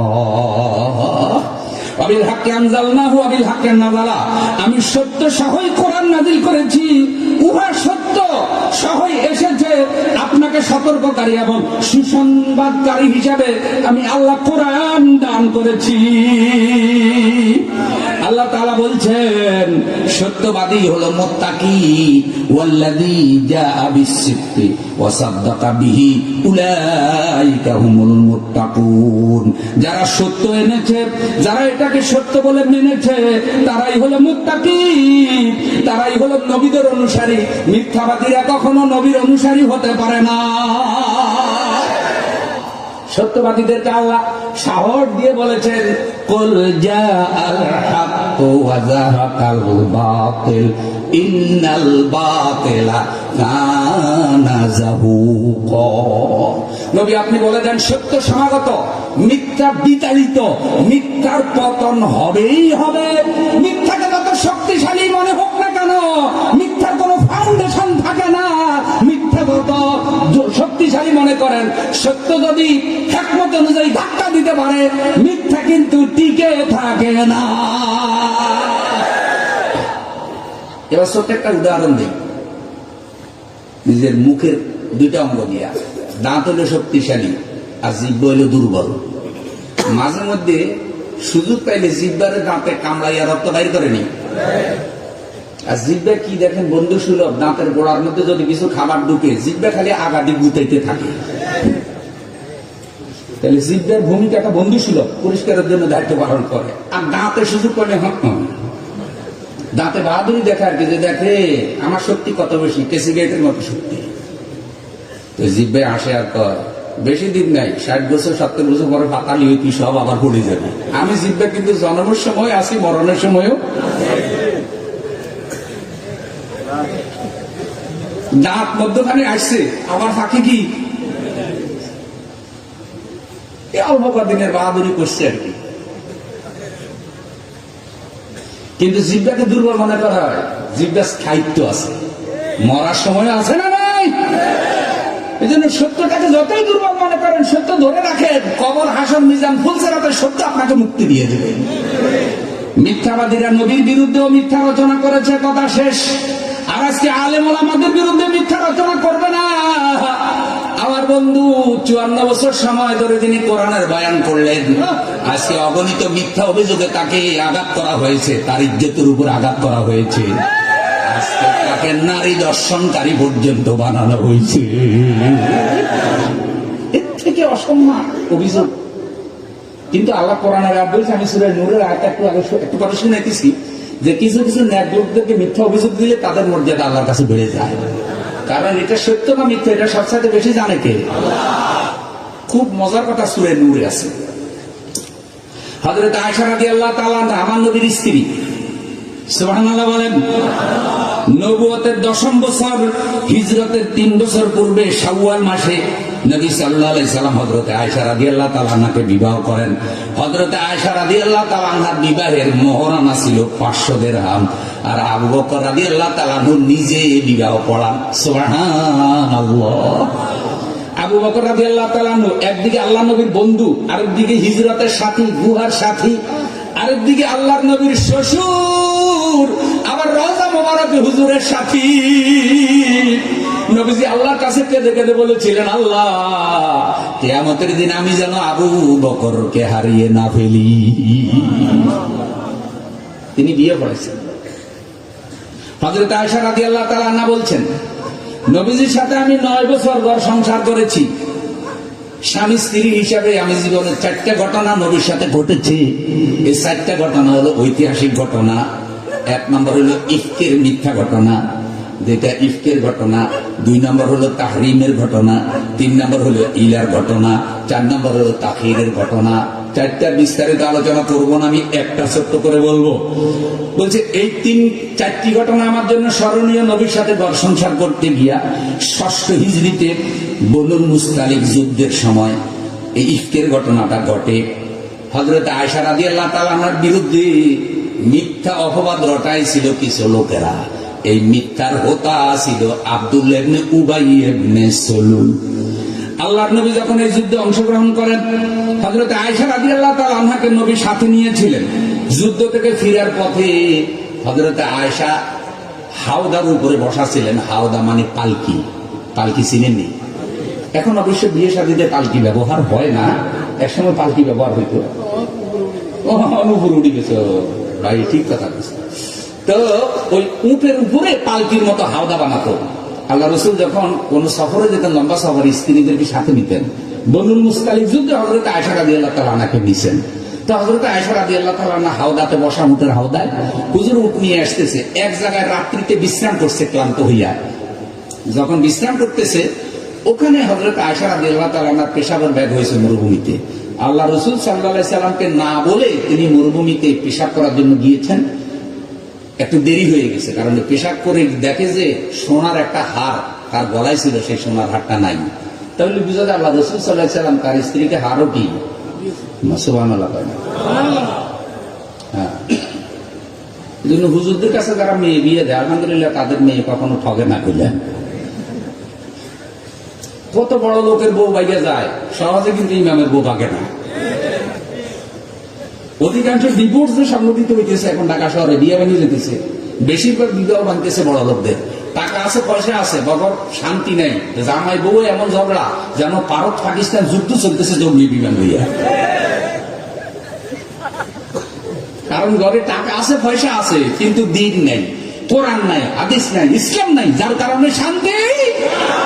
আর আল্লাহ শান্তি দিলে অল্প টাকায় কুলের ঘরেও শান্তি পাওয়া যায় কি যায় না? উন্নত মানের শিক্ষা দিছে রে ভাই, ওই কলা বাগানের আনুষ্কা বানাইছে।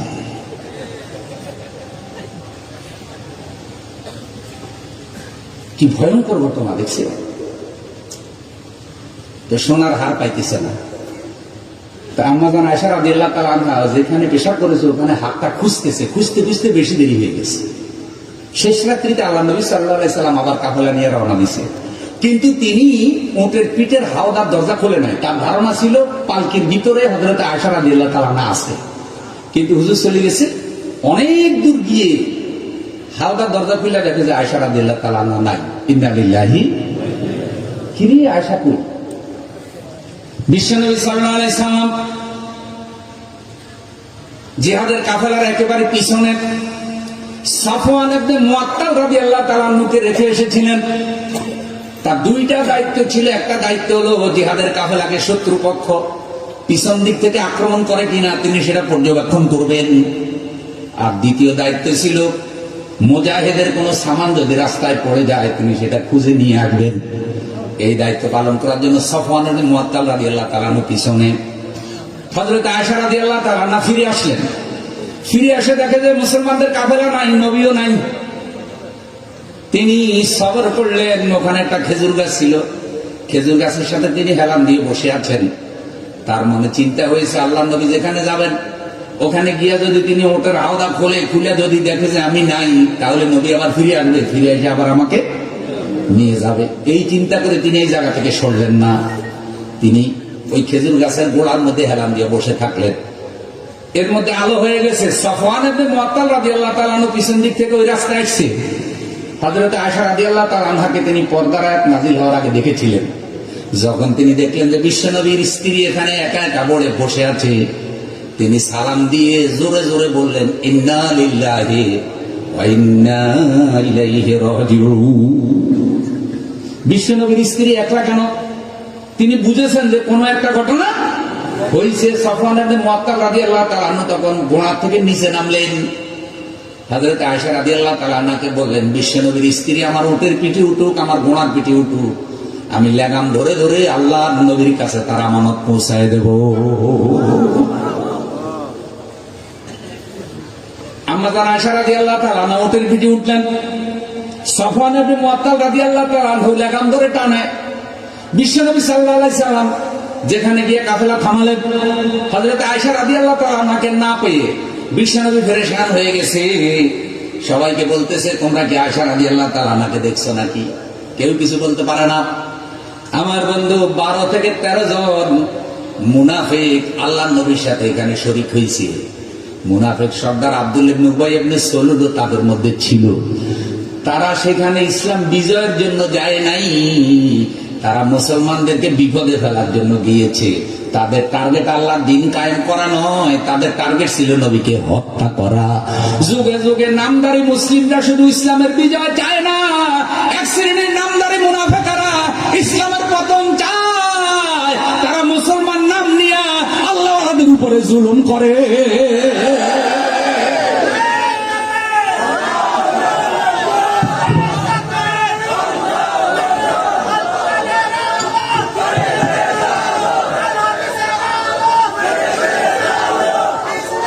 ঘটনাটা শোনেন। আব্দুল্লাহ ইবনে উবাই ইবনে সালুল তার বাহিনীকে ডাকলো। ডাকার পরে বলল, শুনো, মুহাম্মদ সাল্লাল্লাহু আলাইহি সাল্লামের বউকে পাওয়া যাইতেছে না, পুরা সমাজে ঘটনা রটাইয়া দাও। গত রাত্রে নবীর বউরে পাওয়া যায় না, নবীর বউ জানি কার সাথে পালাইয়া গেছে। নাউযুবিল্লাহ। দেখছেন আল্লাহ রাসূলের বিরুদ্ধে, তিনি যে বিশ্বনবী, তিনি যে আখেরি নবী, তার পরিবার যে কত দামি, তার পরিবার সম্পর্কে কোরআনে বর্ণনা আছে না নাই? সূরা আহজাবের বয়ান শুনেন। আল্লাহ তাআলা বিশ্বনবীর পরিবার সম্পর্কে বলেন, আল্লাহর আকাশের নিচে জমিনের উপরে আল্লাহর নবীর পরিবার থেকে সেরা পরিবার আর হতে পারে না। ইন্নামা ইউরিদুল্লাহু লিইউযহিবা আনকুমুর রিজসা আহলাল বাইতি ওয়া ইউতাহহিরাকুম তাতহীরা। আল্লাহ চান আল্লাহর নবীর পরিবার থেকে অপবিত্রতা দূর করতে। আল্লাহ চান আল্লাহর নবীর পরিবার পুরো পবিত্র থাকবে, আর মুনাফিকরা অপপ্রচার করে আল্লাহর নবীর পরিবারের মধ্যে অপবিত্রতা ঢুকাইতে চায়। এই আয়াত নাযিল হওয়ার পর নবী সাল্লাল্লাহু আলাইহি সাল্লাম হযরত হাসান হোসেন রাদিয়াল্লাহু তাআলা, হযরত আলী এবং হযরত ফাতেমা রাদিয়াল্লাহু তাআলাকে ডাকলেন আর আল্লাহর কাছে দোয়া করলেন, আল্লাহুম্মা হাউলাই আহলি। আল্লাহ, এই হলো আমার আহাল, এই হলো আমার আহাল। মুসনাদ আহমদ, সুনানে তিরমিজি, উম্মে সালমা রাদিয়াল্লাহু তাআলা আনহা থেকে হাদিস বর্ণিত। আল্লাহর নবী তখন আল্লাহর কাছে দোয়া করেছেন, আল্লাহুম্মা হাউলাই আহলু বাইতিক ফাযহাব আনহুমুর রিজসা ওয়া তাহহিরহুম তাতহীরা। আল্লাহ, এ হলো আমার পরিবার, এ হলো আমার আহাল, এ হলো আমার বংশ, তুমি তাদের থেকে অপবিত্রতা দূর করো, পাপাচার দূর করো, তাদেরকে পবিত্র করে দাও। হযরত আয়েশা রাদিয়াল্লাহু তাআলা আনহা পাশে ছিলেন, তিনি কেঁদে উঠে বললেন, ইয়া রাসূলুল্লাহ, ইয়া হাবিবাল্লাহ, আমি বুঝি আপনার পরিবার নয়, আমি তো আপনার স্ত্রী। নবী সাল্লাল্লাহু আলাইহি সাল্লাম বললেন, বালা ইনশাআল্লাহ, আয়েশা ইনশাআল্লাহ তুমিও আমার পরিবার। আল্লাহুম্মা সাল্লি আলা মুহাম্মাদ ওয়া আজওয়াজিহি ওয়া যুররিয়াতিহি। আল্লাহ আমাদের নবীর উপরে শান্তি প্রেরিত হোক, দুরূদ বর্ষিত হোক, নবীর পরিবার নবীর স্ত্রীদের উপরও দুরূদ বর্ষিত হোক, জোরে বলেন আমিন। সে আয়েশা রাদিয়াল্লাহু তাআলা আনহা সম্পর্কে বলছেন, নবীর স্ত্রীদের পাওয়া যায় না। এই যে খারাপ খবর যত দ্রুত ছড়ায়, এত দ্রুত আর কোনো খবর ভাইরাল হয়ে যায়। এই খবর দ্রুত ছড়াই গেছে, নবীর বউরে নাকি পাওয়া যাইতেছে না। এর মধ্যে মারাত্মক ভাবে যখন খবর ছড়াইছে, ঠিক সকালের দিকে হযরত সাফওয়ান ইবনে মুআত্তাল রাদিয়াল্লাহু তাআলা আনহু হযরত আয়েশা রাদিয়াল্লাহু তাআলা আনহাকে নিয়ে আল্লাহ নবীর কাছে আসছে। সুবহানাল্লাহ। তখন রাসূল সাল্লাল্লাহু আলাইহি সাল্লামকে তার স্ত্রীকে বুঝাই দিছে। রাসূল সাল্লাল্লাহু আলাইহি সাল্লাম হযরত আয়েশা রাদিয়াল্লাহু তাআলা আনহাকে ঘরে নিছে, কিন্তু এর মধ্যে যে মুনাফিকরা এত অপপ্রচার করতেছে, আল্লাহ রাসূল সাল্লাল্লাহু আলাইহি সাল্লাম আয়েশা রাদিয়াল্লাহু তাআলা আনহাকে কিছুই বলতেছে না। কারণ এই কথাটা আয়েশা রাদিয়াল্লাহু তাআলা আনহা জানলে তার কষ্ট লাগবে কি লাগবে না? একজন সতী নারী, একজন পবিত্র নারীর সবচাইতে কষ্ট হলো তার চরিত্র নিয়ে কেউ যদি অপবাদ রটায়। আমাদের সমাজে এটা আছে না নাই? কোন মেয়ের বিয়ে যদি ভালো থাকা থেকে আসে, বাবা শুরু করে তার নামে মিথ্যাচার। আপনাদের আঞ্চলিক ভাষায় এটাকে কি বলে? হ্যাঁ, বঙ্গানি, বাঙ্গানি। আমার কোটিশ্বরী ভাষা শিখিয়ে দিয়ে ভাঙতি কয়, হ্যাঁ, আঞ্চলিক ভাষা দেবে। এইভাবে এটা বদনাম করা, এটা নিষেধ। এটা বদনাম করা কি? আবার বানাইয়া মিথ্যা কথা বলবেন না। মেয়ে এক ওয়াক্ত নামাজও পড়ে না, কয় আল্লাহর ওলি, তাহাজ্জুদের নামাজ পড়ে, অথচ বস্তুর দিকে আসারও থাকে না। এই ঘটকরা মাঝে মধ্যে বাড়াই কয়নি,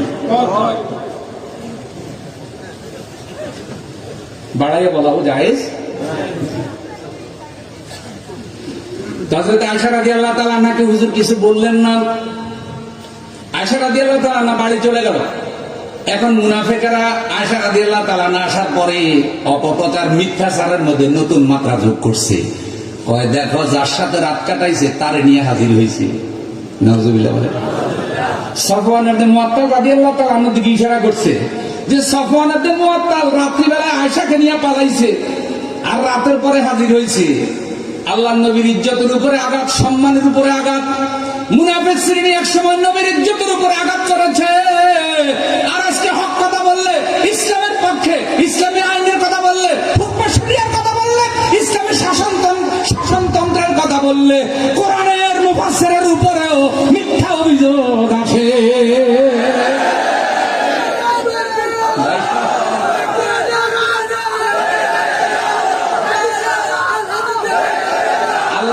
মিথ্যা থেকে হেফাজত করো, আল্লাহ আমাদেরকে মিথ্যা থেকে হেফাজত করো। আপনি কি মিথ্যা কোন হিন্দুর বিরুদ্ধে বলতে পারবেন? কোন খ্রিস্টানের বিরুদ্ধে বলতে পারবেন? কোন দল যদি আপনার পছন্দ না হয়, সেই দলের বিরুদ্ধে মিথ্যা বলার অভিযোগ অধিকার ইসলাম আপনাকে দিছে? কারো বিরুদ্ধে দেয়নি। আমি মিথ্যা কারো বিরুদ্ধে বানাতে পারবো না, আপনি বানাতে পারবেন না। তো যখন সাফওয়ান ইবনে মুআত্তাল সম্পর্কে খবরটা এত বেশি রটাই গেছে, আল্লাহ রাসূল খুব শর্মিন্দা হয়ে গেছে। হুজুর এত দুঃখ পাইতেছে, মুনাফিকদের এখন রমরমা যে মুহাম্মদকে বিপদে ফেলছি। তখন হযরত আয়েশা রাদিয়াল্লাহু তাআলা আনহাকে নবী কিছু বুঝতে দেয়নি। বুঝতে না দিয়া কিছুদিন পরে হযরত আয়েশা রাদিয়াল্লাহু তাআলা আনহাকে হুজুর বাপের বাড়ি পাঠিয়ে দিয়েছে, যে ও বাপের বাড়ি আবু বকর রাদিয়াল্লাহু তাআলা আনহুর বাড়ি পাঠিয়ে দিয়েছে যেন নিরাপদে থাকে। কিন্তু আবু বকর রাদিয়াল্লাহু তাআলা আনহু কিন্তু ঘটনাটা জানে। আমার প্রিয় ভাইয়া, আবু বকর রাদিয়াল্লাহু তাআলা আনহুর বাড়িতে রেখে বিশ্বনবী চলে এসেছেন। এবার মুনাফিকরা নতুন রটনা রটাইল, মুহাম্মদ সাল্লাল্লাহু আলাইহি সাল্লাম চরিত্র নষ্ট হওয়ার কারণে তার স্ত্রীর তালাক দিয়ে দিছে। কয়টা হয়েছে? প্রথম বলছে চরিত্র বউ ফালাইছে, দ্বিতীয় বলছে যার সাথে ফালাইছে তার নিয়ে হাজির হয়েছে, তৃতীয় বলছে মুহাম্মদ সাল্লাল্লাহু আলাইহি সাল্লাম তার বউরে কি সূরা নূর পড়ে। আসলে তিনটার একটাও কি সত্য নেই? তিনটাই মিথ্যা। আমার ভাইয়ারা, হযরত আয়েশা রাদিয়াল্লাহু তাআলা আনহা আবু বকর রাদিয়াল্লাহু তাআলা আনহুর বাড়ি, তিনি জানে না এত মারাত্মক ঘটনা তার ব্যাপারে রটানো হয়েছে, এটা তিনি জানে না।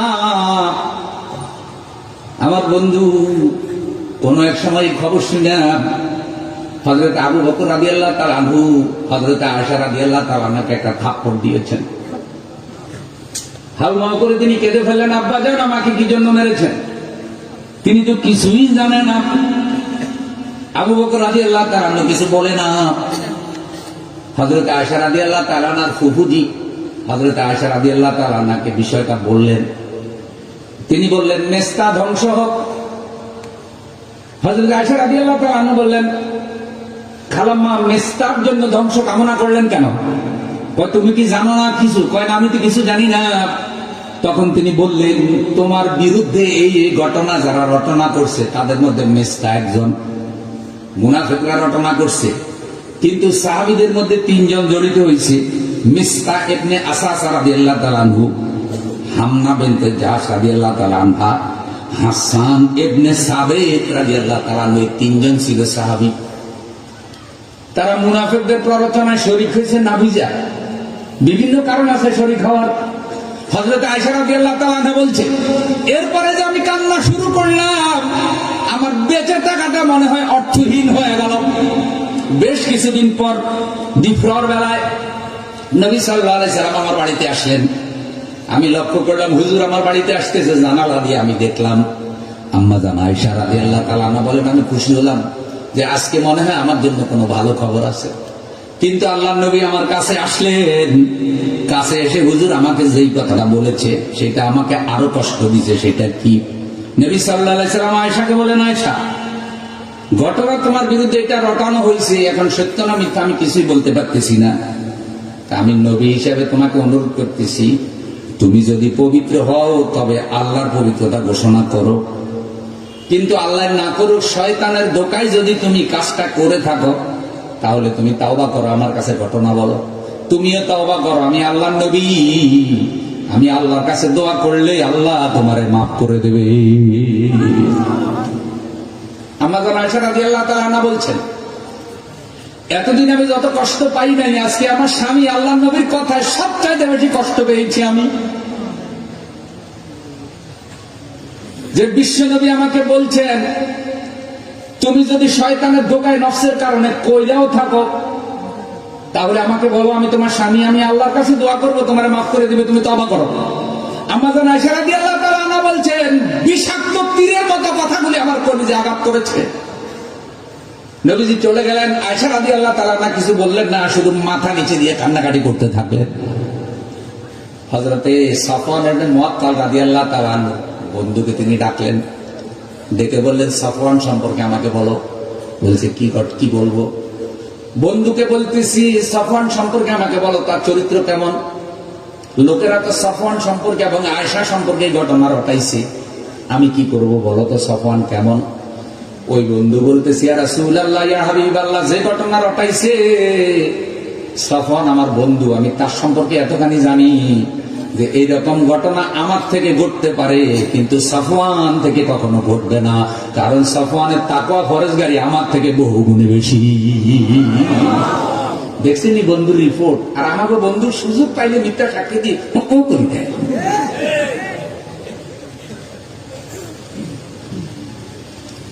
নবী সাল্লাল্লাহু আলাইহি সাল্লাম হুজুরের দাসীকে ডাকলেন, বলতেছে আয়েশার সম্পর্কে আমার একটু বলো। বলছে হুজুর কি বলবো? আয়েশার কোনো দোষ তোমার জানা আছে নাকি?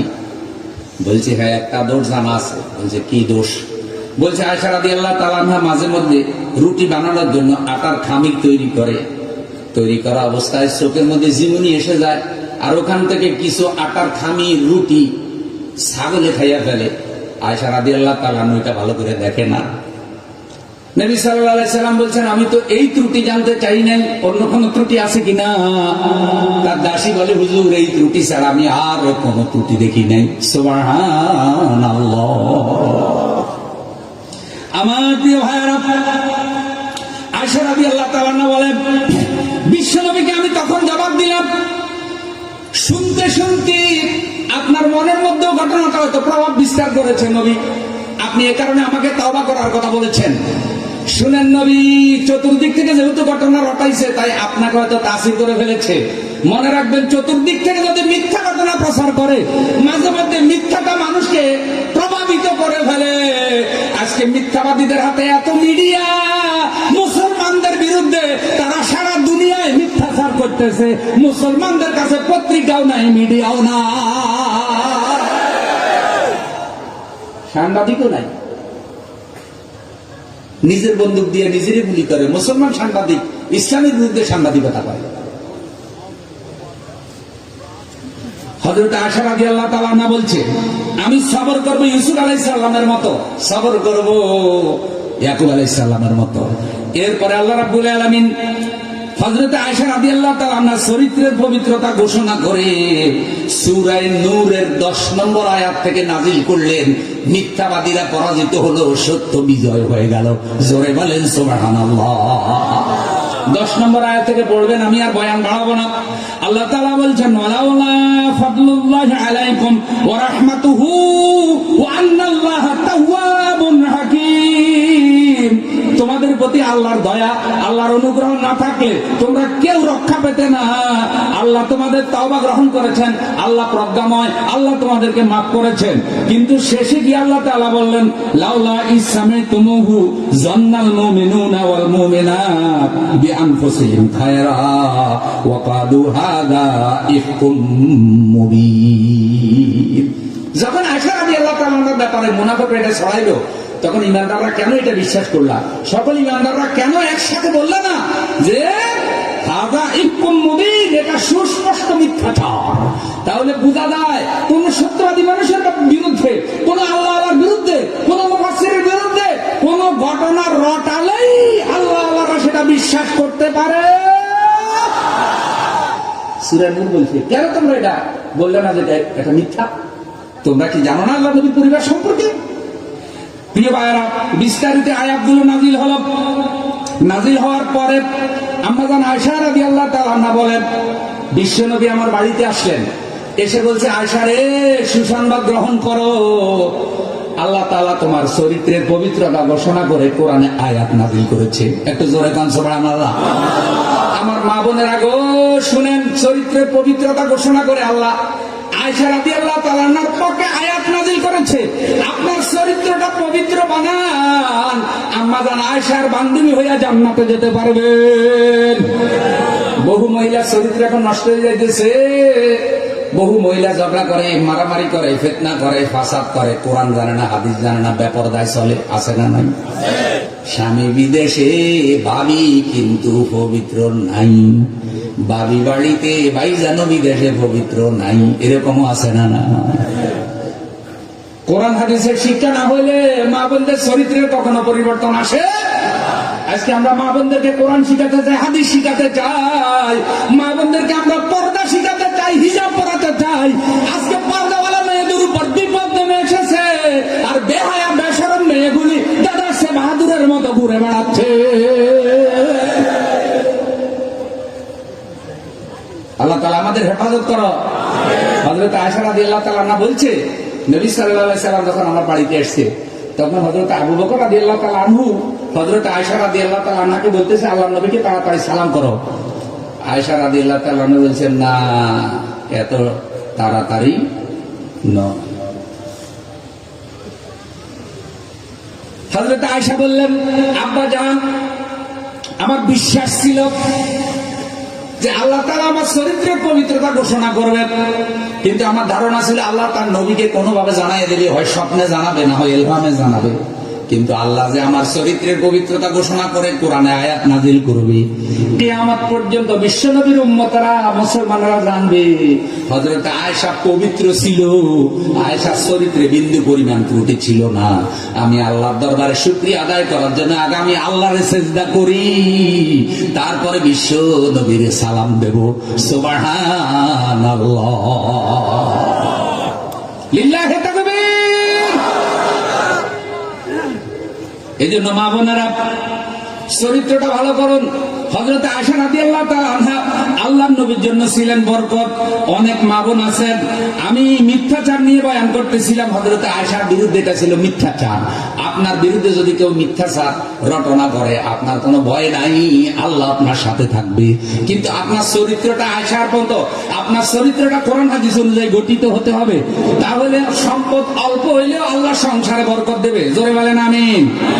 সূরা নিসার মধ্যে স্ত্রীর প্রতি স্বামীর যে অধিকার, সেই কথাটা আল্লাহ বলছে এভাবে, ফাসসালিহাতু কানিতাতুন হাফিজাতুন লিল গায়বি বিমা হাফিজাল্লাহ।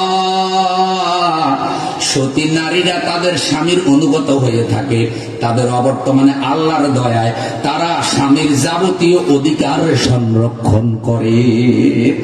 হিফজুল লিল গায়ব এর অর্থ হলো বংশের হেফাজত, বিয়ের হেফাজত, ইজ্জতের হেফাজত, ধন সম্পদের হেফাজত বুঝাইছে।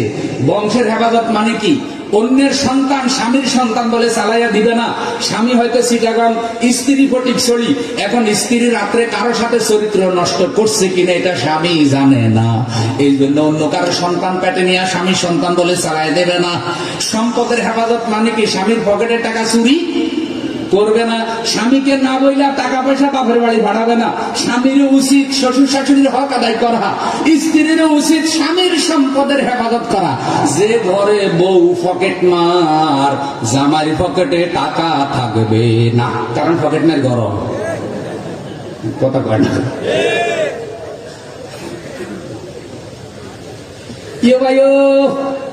যে জামাই পকেট মার বউ পাইছে, ওই জামাইয়ের কপাল কি? কারণ পকেট কাটালো ঘর। ও ভাইও, যে জাতি রাষ্ট্রের পকেট কাটার নেতা পাইছে ওরা হতভাগা জাতি। কারণ যে জাতির নেতারা নিজের দেশের পকেট কাটা বিদেশে লুকায়, টাকা জমায়, এই জাতির কিসমতে ভালো কিছু আশা করা যায় না। চোর ঘরে, চোর কথায়, হ্যাঁ, মসজিদে জুতা চোর বুঝলি হইতো, আর বাসে পকেট কাটা ফাটি বুঝলে হইতো না, আরো বড় বড় কাটা ফাটিও কি। চুরি বিদ্যার উপরে কি ডিগ্রি নিছে ভাই? কম্পিউটার হ্যাকিং করে বাংলাদেশের হাজার হাজার কোটি টাকা ব্যাংকের ফান্ড থেকে চুরি করে ফেলে, দেখছেন এবার ডিজিটাল চোর কথা বলেন। আগে চুরি বিদ্যার এত উন্নতি ছিল, সামান্য কিছু চুরি করলে বড় চোরের কত বিপদ আসছিল। আর এখন চোর রয়েছে এক জায়গায়, কিভাবে চুরি করে নিয়ে গেছে তেরো পাওয়া যায় না। আমল নামা থেকে আমল নামা ট্রান্সফার, অ্যাকাউন্ট থেকে অ্যাকাউন্ট ট্রান্সফার। আর মুখে মুখে বলে কি আমার সোনার বাংলা, আমি তোমায় ভালোবাসি। চোরের আবার ভালোবাসা, চোরের ওর বেরিয়েছে। মুরব্বীরা বলে যে চোরের শ্বশুর বাড়িও নাই, তো চোরের আবার দেখবেন কি? যার শ্বশুর বাড়ি নাই তার আবার দেখবেন কি? যে দেশের সম্পদ চুরি করে সে দেশপ্রেমিক হতে পারে? এজন্য মা বোনেরা জামাই পকেট চুরি করবেন না। আর জামাইদেরকে বলে দিই, বাবির সাথে কৃপণতা করবেন না। টাকা কামাই করি বা হেয়াকো বাজারে বইয়ে বইয়ে খালি পরোটার মুরগির গোস্ত, গরুর গোস্ত বাজি মারে, আর বাবির এখানে খানার খবরও না। এটা জালেম স্বামী। টাকা কামাই করে হোটেলে ক্যাসিনোতে টাকা নষ্ট করে। ক্যাসিনো তো এতদিন আমরা বুঝি না, আমার পরে না ক্যাসিনোর হাকিতে বুঝি। ক্যাসিনোর আধুনিক নাম হলো জুয়ার ঘর। কিসের ঘর? এই যে ডিজিটাল ফাঁকিগুলি আর আধুনিক বেয়াদবগুলি নাম দিচ্ছে ক্যাসিনো। ধরেন এই দাঁতমারা মসজিদের গতির কাছে যদি কয় হুজুর দোয়া করি আমি ক্যাসিনোতে যাইতেছি, হুজুরে বলবে ফি আমানিল্লাহ। কারণ হুজুরে তো জানো না যে ক্যাসিনো কি জিনিস। যদি হুজুরে বুঝে যে ক্যাসিনো মানে জুয়ার ঘর, হুজুরে কেন ফি না জাহান্নাম খালে দিনা ফিয়া, তোর উপরে আলো পড়ে।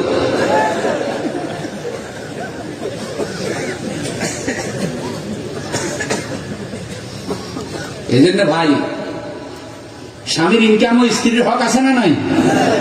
যেমন ইনকাম করেন স্ত্রীকে খাওয়াবেন, স্ত্রীর সম্মান অনুযায়ী কাপড় দিবেন, সম্মান অনুযায়ী স্বর্ণ গয়নাও দিবেন, আর স্ত্রীও স্বামীর হক আদায় করবেন, শ্বশুর শাশুড়ির খেদমত করবেন, মা বাবার খেদমতও, সবটাই ইসলাম। এরপরে আল্লাহ তাআলা বলছেন ফাসসালিহাতু কানাতাত, এর অর্থ হইল যারা সৎ এবং চরিত্রবান স্ত্রী তারা স্বামীর অনুগত হয়ে থাকে। এর ব্যাখ্যায় তাফসীরে বলা হয়েছে ইন্না লাকুম আলাইহিন্না আল্লা ইউতিনা ফারশাকুম আহাদান তাকরাহুনাহু। এর অর্থ হইল তাদের উপর তোমাদের অধিকার রয়েছে যে তারা এমন কোন ব্যক্তিকে তাদের ঘরে আশ্রয় দেবে না যাকে তুমি পছন্দ করো না। স্বামী যেটা পছন্দ করে না এমন লোকের ঘরে আশ্রয় দেওয়া যাবে না। আল্লাহ নবী সাল্লাল্লাহু আলাইহি সাল্লাম হাদিসে বলেছেন সর্বোত্তম স্ত্রীকে খায়রুন নিসা ইমরাতুন ওয়া ইযা নাযারা ইলাইহা সাররাতা ওয়া ইযা আমারাতাহা আতাআতা ওয়া ইযা গাবাত আনহা হাফাজাতকা ফি মালিকা ওয়া নাফসিহা। আল্লাহ নবী বলেছেন সর্বোত্তম স্ত্রী হলো সেই স্ত্রী যার দিকে তাকাইলে স্বামী খুশি হয়, যে আমার স্ত্রী এত ভালো, তাকাইলে বলে খুশি হয়ে যায় আমার স্ত্রী নয় বরং আমার ঘরের বরকত, সুবহানাল্লাহ।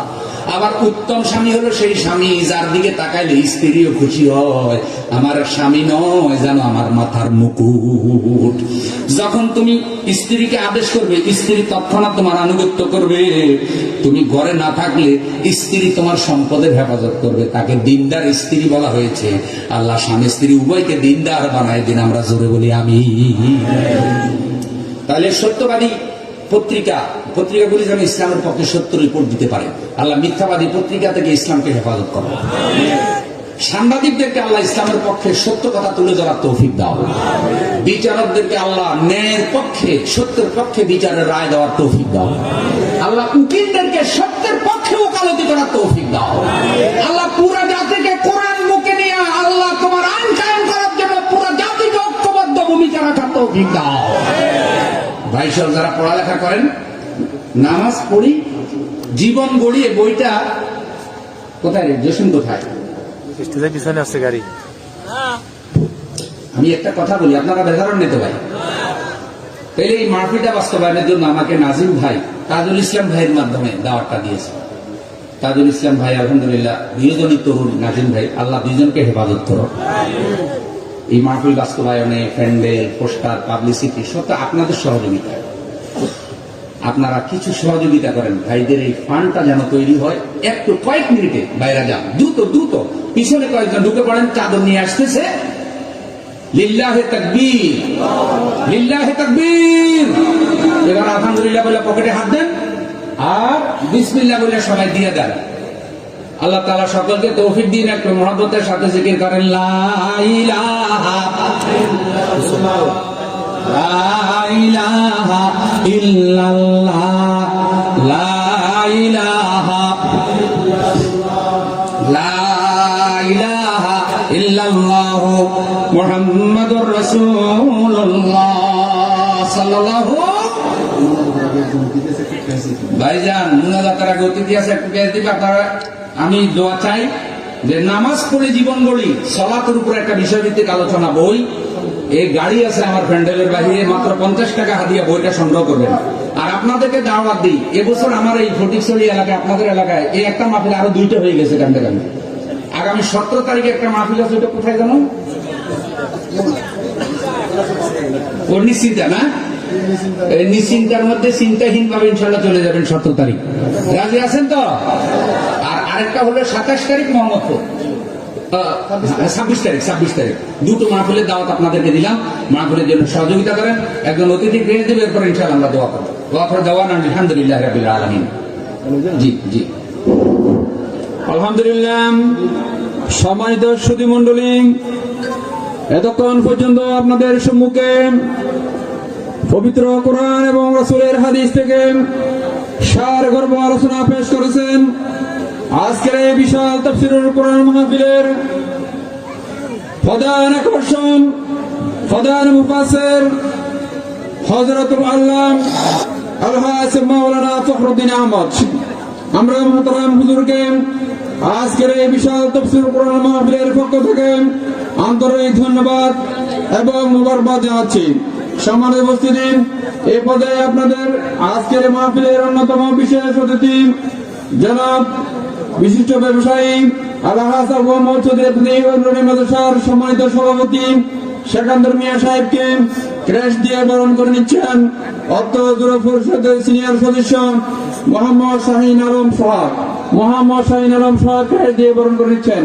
সম্মানিত তৌহিদি জনতা, এই যুব কল্যাণ পরিষদের কচিকাছা সদস্যরা আপনাদের জন্য কোরআন বোঝার জন্য, নিজের জীবনকে আদর্শ জীবন গঠন করার জন্য সুন্দর তাফসীর মাহফিল উপহার দিয়েছেন।